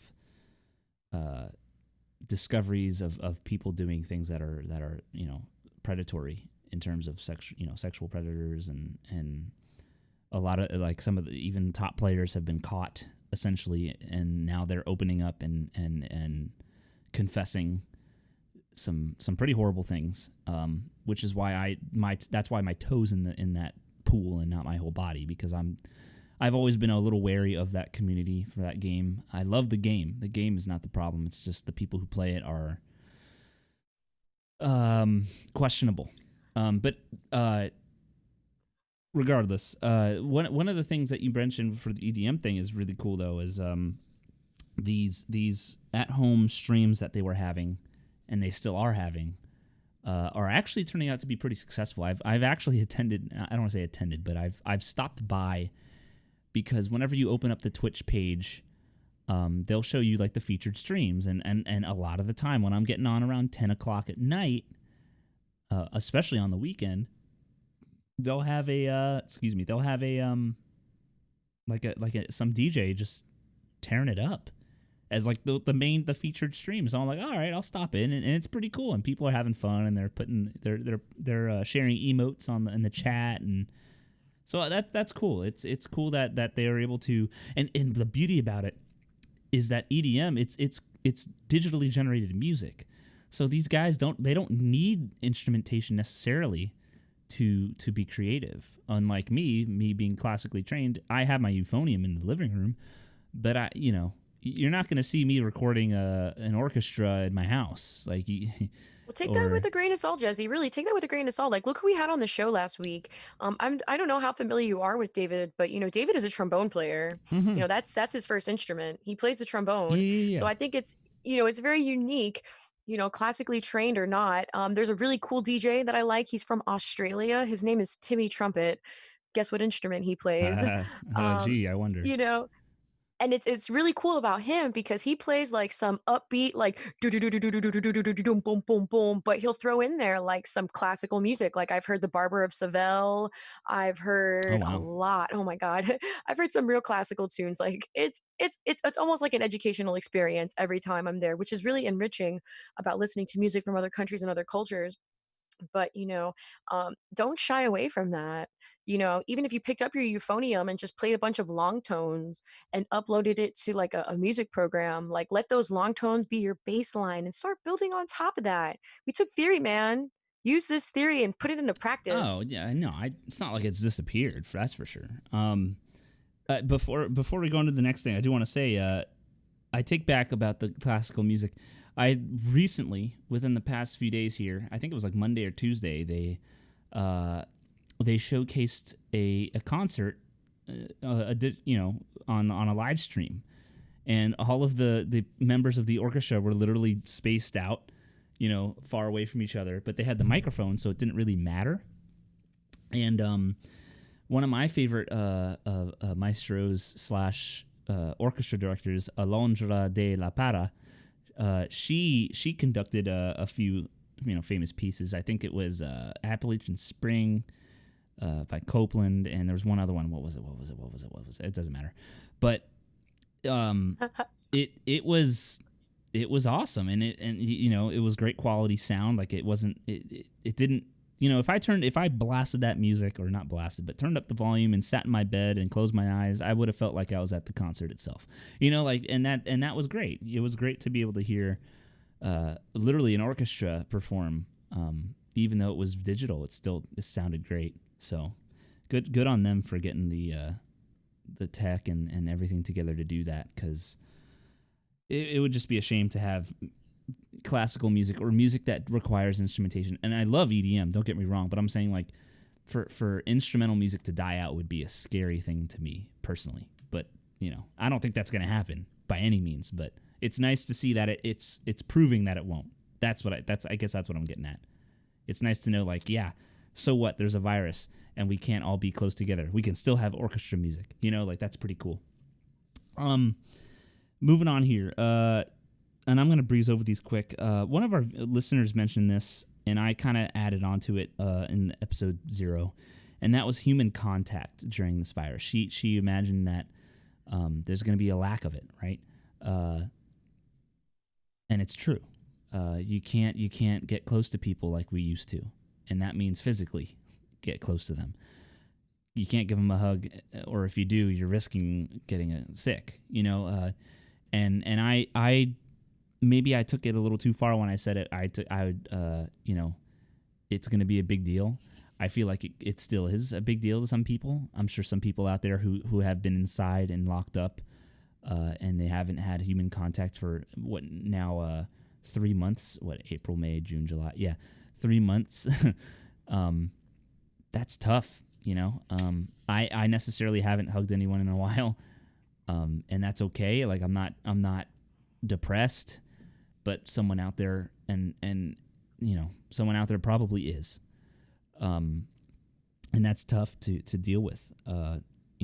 Human contact and physical contact is an important part of human nature, and relationships, and hopefully this thing doesn't carry on too much longer. I mean, for us in Florida, it probably will, because Florida people are not very bright. And I'm saying that as a Florida person, and I'm sure Victoria can... For the Sunshine State. Yeah, I'm sure she can, agree with me on that. But so that was one thing I thought was a big deal that she brought up. And I even, in my notes, I even said, like, I got upset. And I shared that back in episode 0, how I kind of got lonely. I sobbed a little bit. I would just kind of go to bed one night and I got upset because I was like, wow, I can't hang out. Oh my gosh, this truly. I can't hang out with my friends. I can't go out anywhere. I can't do the things I normally would do and I'm used to. And that kind of upset me. And I'm sure the stress of school and teaching online didn't help. But today I'm fine. I kind of adjusted. I've accommodated. I don't feel like I'm lost. I get to talk to Victoria every week. I get to talk to my roommates on weekends, whenever I see them. I still talk to my friends on Discord. They finally gotten onto Discord and they wanted to do group video chats. So we've been doing those every now and then. So everything's going to be fine, Is it tough? Sometimes, of course. And I'm sure there might be other obstacles that will come along with it. But Victoria, do you have anything on that? Or I think it's really interesting that, I do recall hearing that and listen and just, re-listening to it from episode 0. And congratulations, Jesse, for overcoming the hump of this isolation, and being able to adjust to it. If I could, though, I would say that, excuse me, I've actually kind of sort of done a little opposite since then. In the beginning I was really cool with everything. I was working out consistently. I was holding out that work was going to call us back. Initially they told us back in March that this was hopefully just going to be 8 weeks, and if it were more they would call us. And I didn't wait very long because I do live with my parents and I don't have too many obligations to worry about, but I need to be able to move myself forward in life. So I was home for 3 weeks and I just pretty much picked up another job to kind of start offsetting any type of like anxiety or depression that could kick in. And I've done my best to let the work keep me going, but I have slowly noticed as we've been here, I definitely am getting a little depressed. I am definitely getting a little anxious about things. I have a job, it's pretty secure, so I'm not worried about the money part of it. The part that kind of bothers me is, like I used to go, I went from seeing, upwards of hundreds of people a day down to, just my family and, the handful of people I speak with on the phone during the day. So it gets a little isolating. Sometimes I kind of do feel a little lonely, just kind of in perspective of, if I had not been interrupted in the things that I was doing, who would I have met? How different would things have been? I was taking hip hop dance lessons that just have been interrupted because of this whole thing. I can't go to a studio and dance. They have the classes online, which is great, but I'm an in-person learner. I'm a hands-on learner. I feed off of your energy because you see the energy I'm giving you. So it was helpful. I felt like my confidence and my self-esteem was going up in that regard. But I've been at home working out by myself. I've been trying to teach myself how to dance better, hula hoop better, and like it's great every now and then. But lately I've been catching myself like not making my bed. Sometimes I'll wake up and I won't brush my teeth right away. Like I'll be here for a few hours and I'm just like, ugh, and I guess I will brush my teeth now. I used to work in my pajamas, but now I've taken to getting dressed every single morning and putting a little makeup on because, it's the mental game. We have no idea how much longer we're going to be home, but I'll definitely say, you and I have kind of switched in regards to where our head is at. But, again, I'm not worried about it. It's just taking charge and taking control of yourself and really like applying these concepts. And I feel like that's what a lot of people don't consistently do, is just apply it. yeah, and if you ever, of course, and I'll say this to you on the air because I don't even care, but if you ever need to talk, obviously I'm one Facebook Messenger message away, so, and I can do my best to cheer you up and give you my take on whatever might be bothering you. So there's that. And I love that you goes too, for, Jesse. and that goes, yeah. Thank you. I love you too.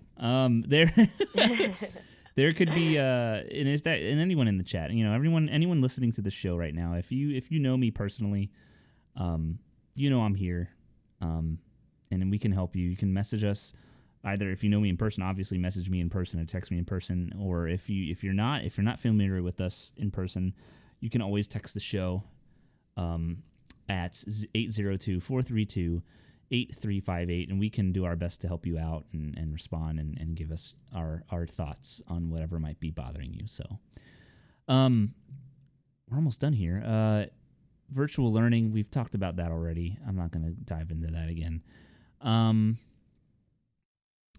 It says next year is happening in person so far. That's just be referring to the school year, and I told you my thoughts on that. So, and that's terrifying, but you know, it'll be what it is. What? I have a question, actually, because for those of you who don't know, I am actually a substitute teacher in Broward County. So, you know, the premise of my job is I have to work 90 hours in one school year for me to keep my job. So unfortunately this year I was not able to complete my 90 hours. But, you know, I was told pretty much that as long as I did some hours this year, my job was secure, which is great. You know, I've always really enjoyed the substitute teaching part because I can get my feet wet in what I went to school for. And it's also another source of income. It's really it's more educational for me than it is for a paycheck. So my question to you is, if we go into this next school year, how do you think substitute teachers are going to be impacted?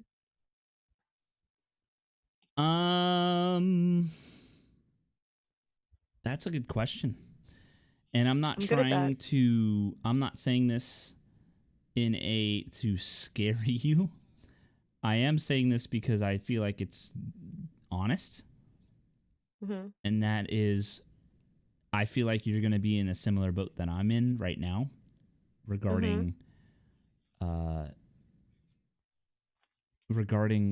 know, the possible cut of death, and not of death, but of misfortune, I guess. I don't know. I feel like substitutes, because there's going to be less students in per class. Well, actually, no, that could be the opposite. Because if there's less students per class, that means they need more teachers to spread the students out. So maybe you might be in luck. Which is what I was curious about. You might be in luck, actually. I'm still in a poopy situation because music. But, no, I think they'll have you, you know, subbing or, you know, standing in for another field before they do me. You know, like I went for an interview at my alma mater last year to, you know, be a substitute teacher there. You know, since it's a charter school, you have to go through it a different way as opposed to Broward County overall. And I just remember my guidance counselor from back in the day was here guiding me again. Victoria, it would probably be very beneficial if you could go get a certificate in math. Victoria, you know, there's always a need for science teachers. So if you can maybe get a certificate in science, you know, that could also really help you here with your pull. So, you know, just between me and you know, for the one that has the degree and the other one that doesn't, you know, I think it would be very beneficial to maybe utilize the rest of your summer to pick up a certificate in something else. But even still, you know, if they did bump you down to like a part-time music teacher, they would still rather you grab a chunk of third graders and work with them because, you know, you have the degree, you have the backing, and of course the school has like, you know, the legal backing of you to be their teacher, as opposed to me where, you know, some of these substitute teachers probably do have a bachelor's degree, or others of them that just picked it up as another type of income. You know, I've always found that it's really difficult with the kids because it's like, technically, no, we're not teachers.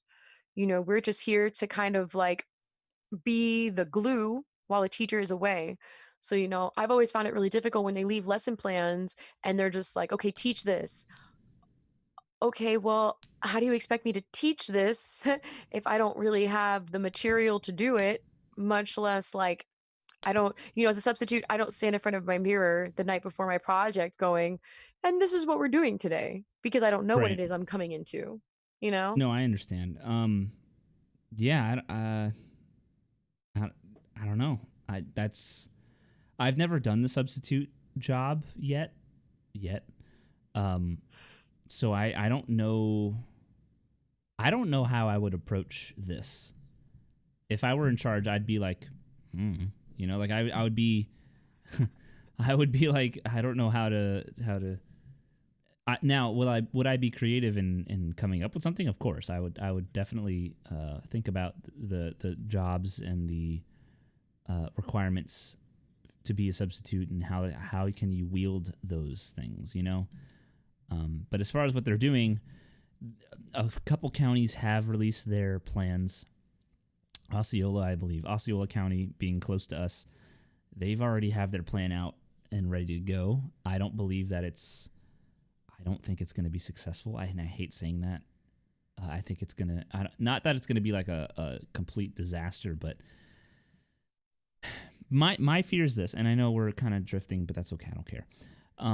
My fear is that Osceola County and the counties that are going to go through with going back to school are going to do all of the plexiglass.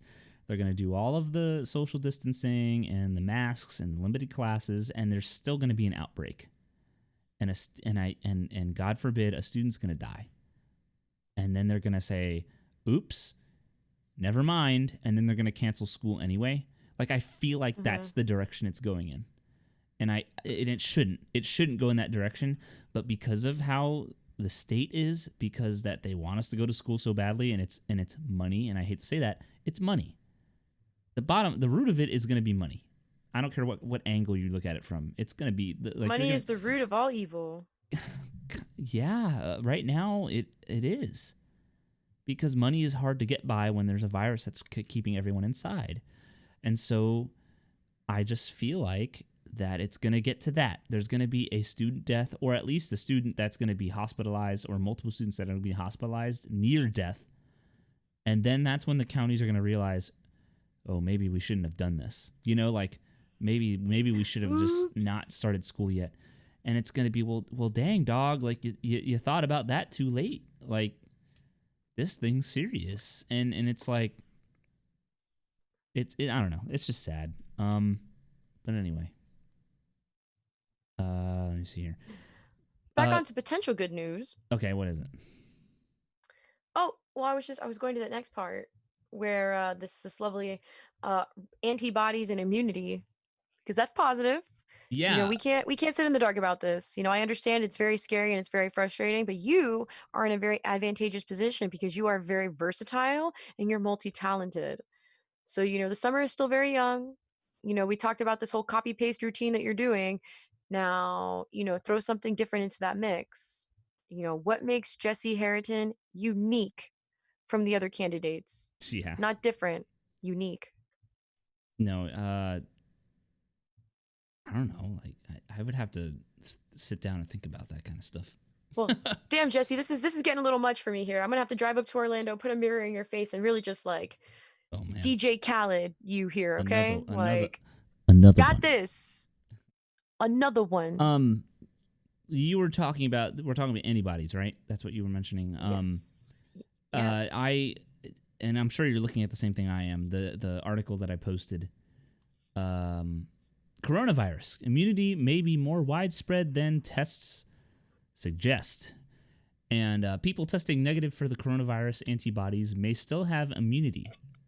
And this is based off a study. For every person testing positive for these antibodies regarding the virus, 2 were found to have specific T cells, which identify and destroy infected cells.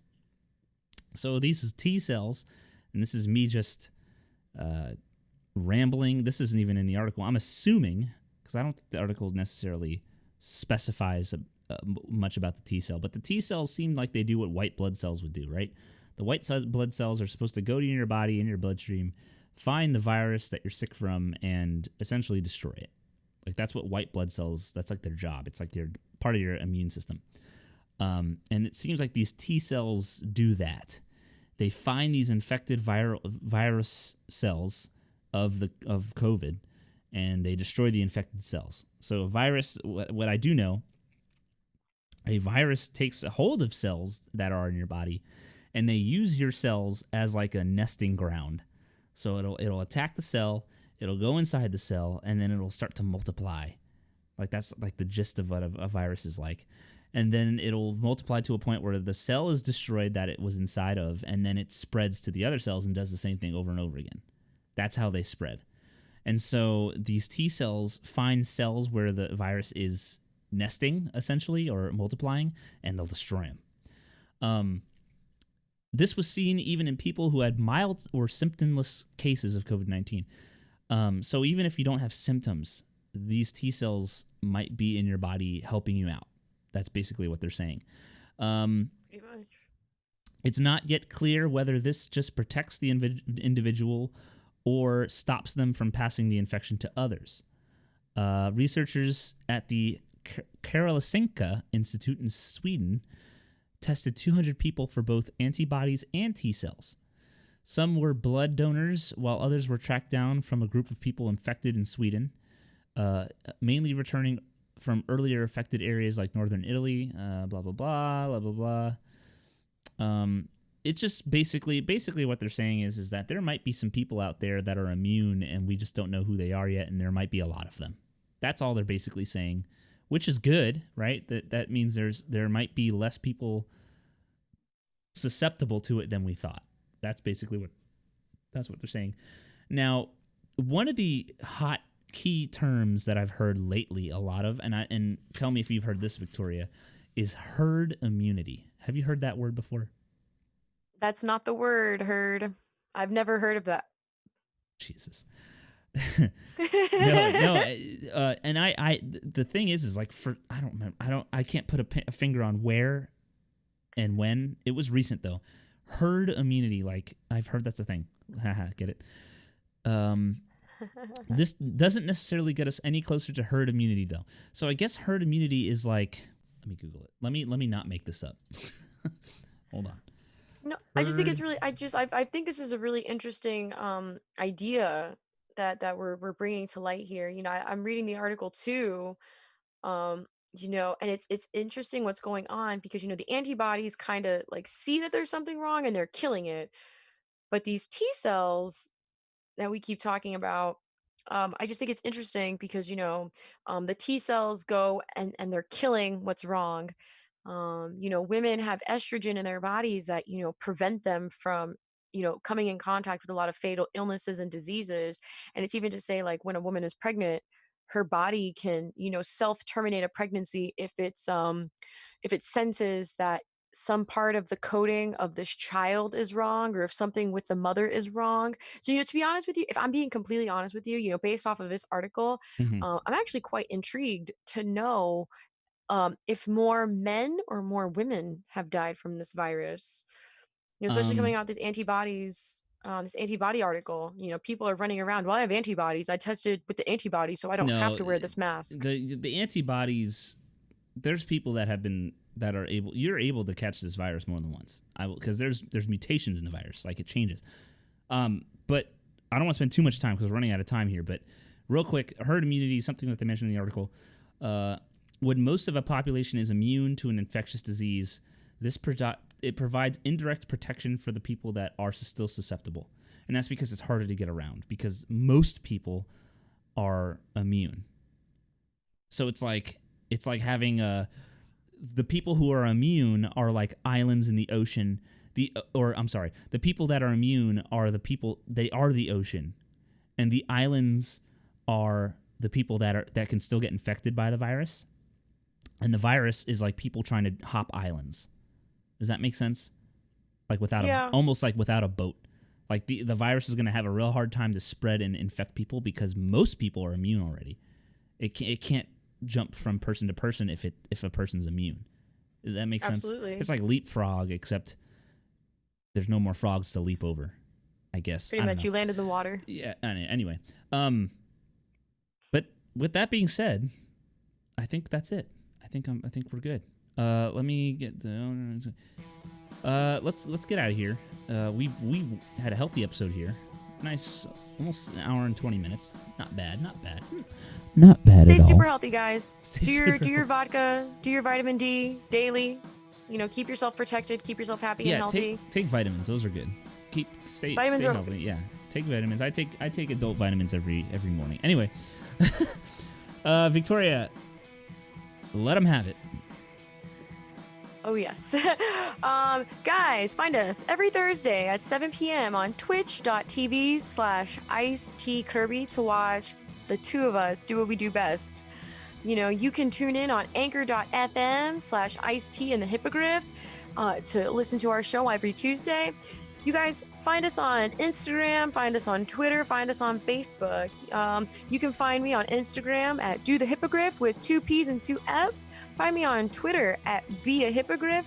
Find me on Facebook. Say hi, say what's up. Let me know what's going on in your life. Find me at Victoria Sorrentino.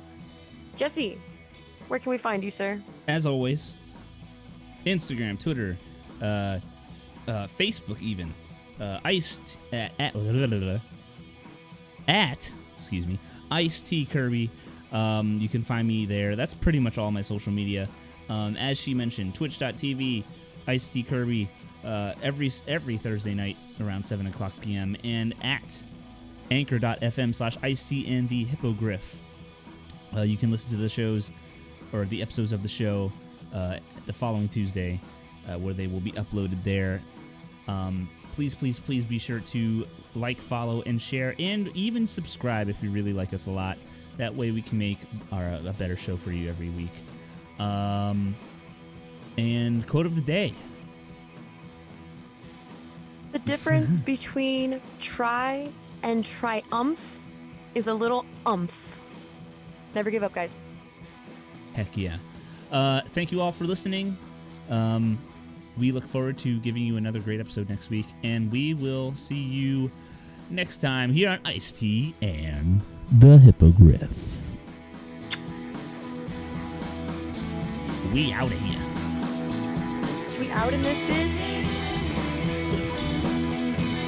Sweet.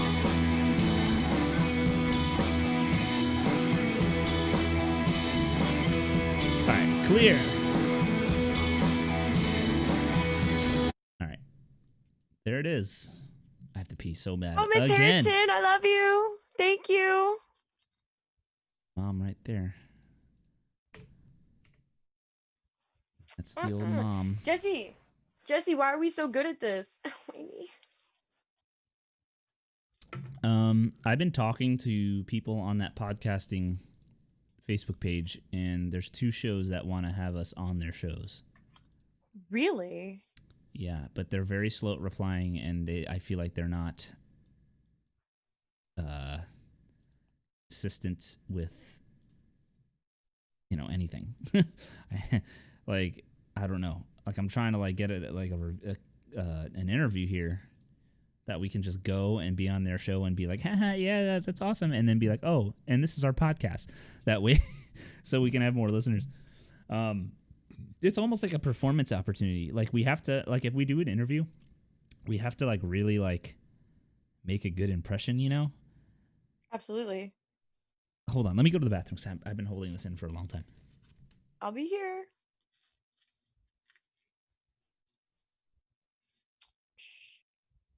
I would love some eyebrows like that. You guys are awesome. Thank you all so much for tuning in every week. Thank you. Thank you.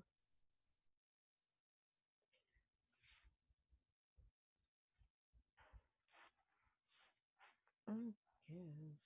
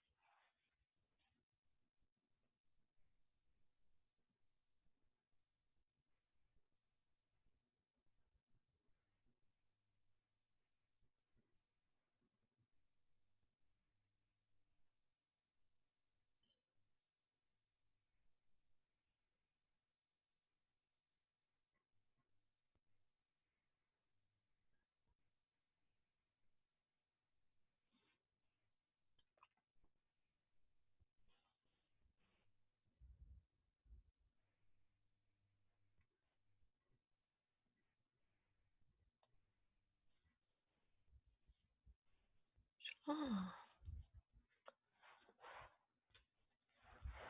Ooh.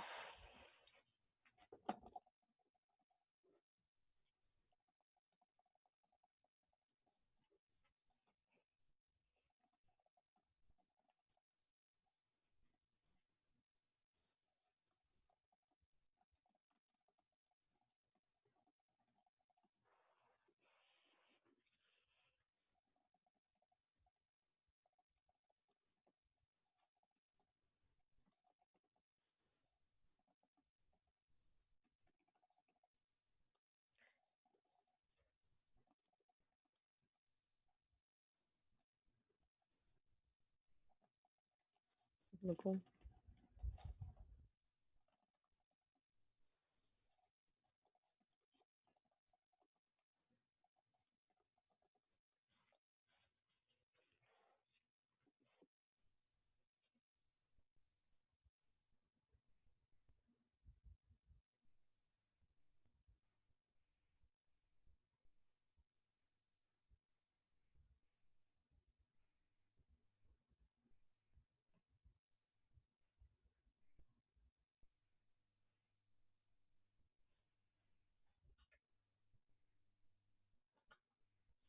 Wow.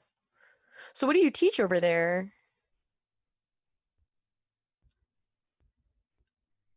Wow.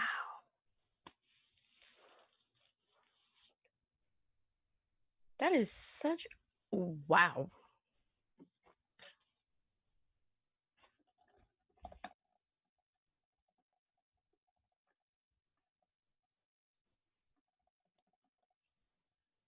Ooh. Hey boy, hi. Hello. Feeling good over there? Yeah. Mhm. I'm good. All right.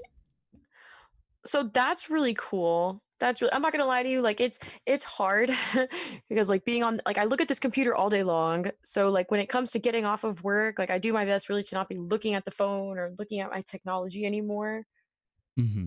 Like I've never looked at the computer this long before in my life. Like even in college, like I would get up, every so often, but here, like phone, phone, phone, phone, phone.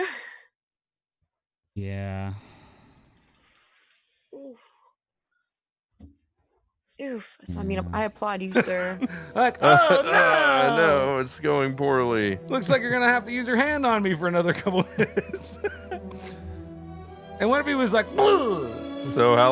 So Victoria, I'm sending you this to you because I can. I appreciate Oh, that. I You do didn't mean what to you do want, that. Jesse. I like that. On Facebook.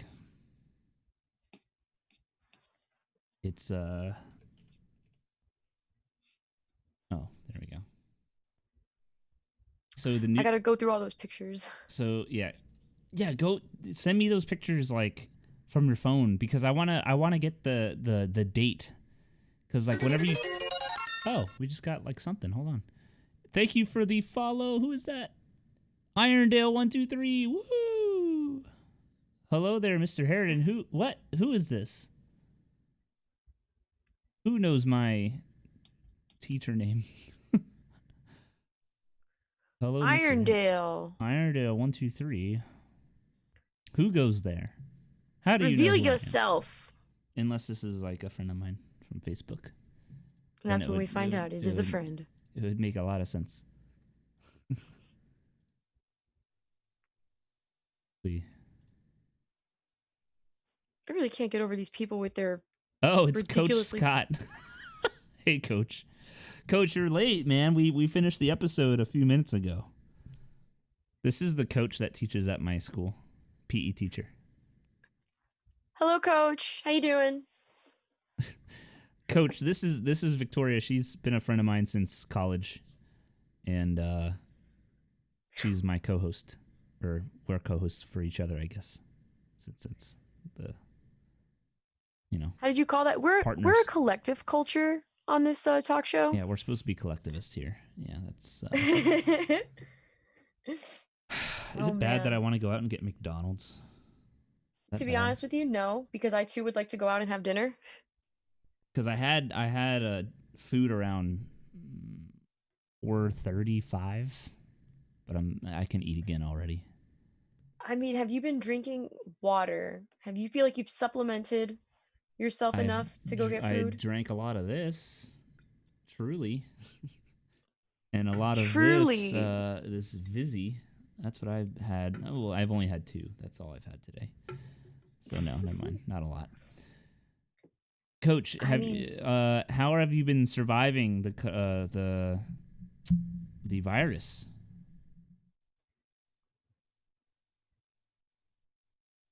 Wondering. I mean, you could always order food, Jesse. That won't hurt you. Yeah, but it's more expensive, and I'd rather just go pick it up. Oh, did you To see be what I honest. sent you? Yes, I did just get a message from you, sir. I want you to go watch that. The movie Mutual Masturbation. It's a really Whoa. intense way. Whoa. So basically, that's the News Junkie is the show, the radio I listen to sometimes, and they have a podcast / show that's on their own thing. Like it's not affiliated with the radio station. It's unfiltered too, like, or uncensored, so like they can like swear and stuff. And That's awesome. it's like a show that they do on the side. It's called The Secret Shows. Because it's, behind the scenes sort of. It's a speakeasy. Kinda. And then they drink and talk about nonsense. And people listen. I love it.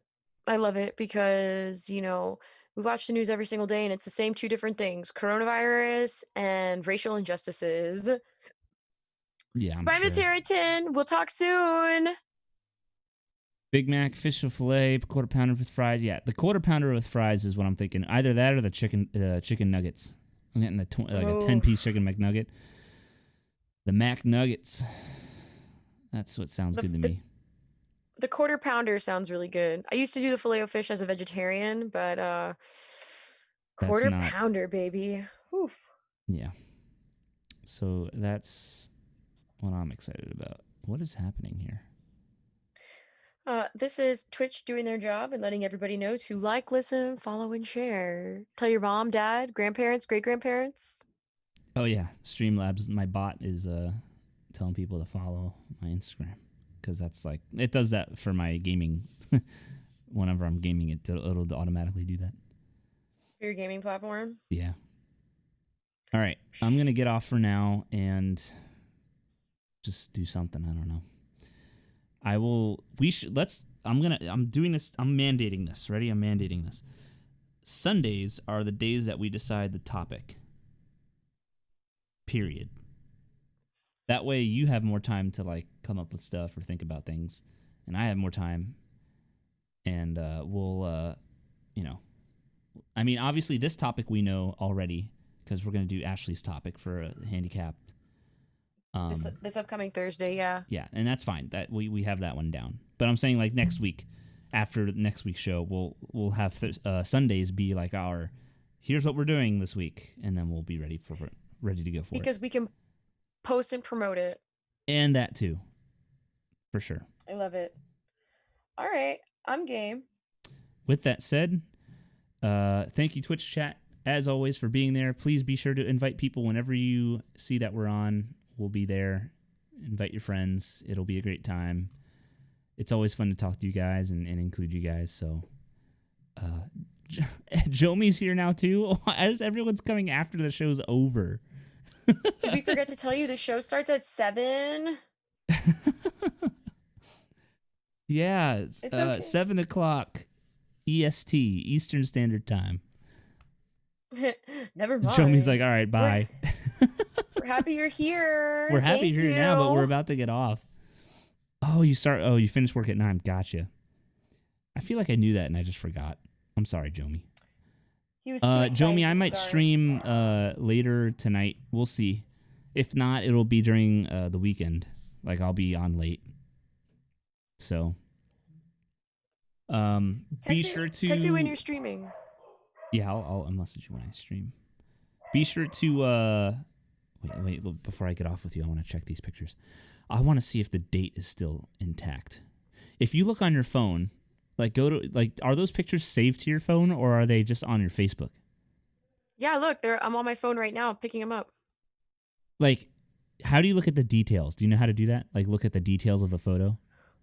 Well, on an iPhone, it's a little different because, like, I know that these are what year they're from. So I was able just to search the year that I took them. But yeah, there should be a thing, like a setting on the picture that tells you what year it's from. Yeah, because I want to apply that to, like, because I saved them from Facebook, but it doesn't save the original date, you know? Like, I want to be able to put, the original date. That way it shows up. Because I can edit it, too. Let's see. Oh. Oh wait, no, I can't. I can still What was edit the last it, though. picture you got from me? I got the few that you posted in one of those posts. So it was us. It was us in uniform at the stadium for the Fiesta Bowl. It was us. I was wearing a tuxedo. The one with the Powerpuff Girls. The trumpet picture. The one where I look like a stud and I'm leaning over and taking a picture with you and Chelsea. And that's it. Jesse, you a stud. You a stud muffin. You a stud muffin. Stop it. You gotta stop this. We gotta stop this. We gotta find you a hot date. Get you out of this little bind here. I promise, buddy. You are all that in a bag of chips. Dude, those shoes. I miss those shoes. The shoes with the blue laces. From Arizona. You know how to clean up. And that's what I'm telling you, man. There's a very stark difference between a boy and a man. A man knows how to clean up.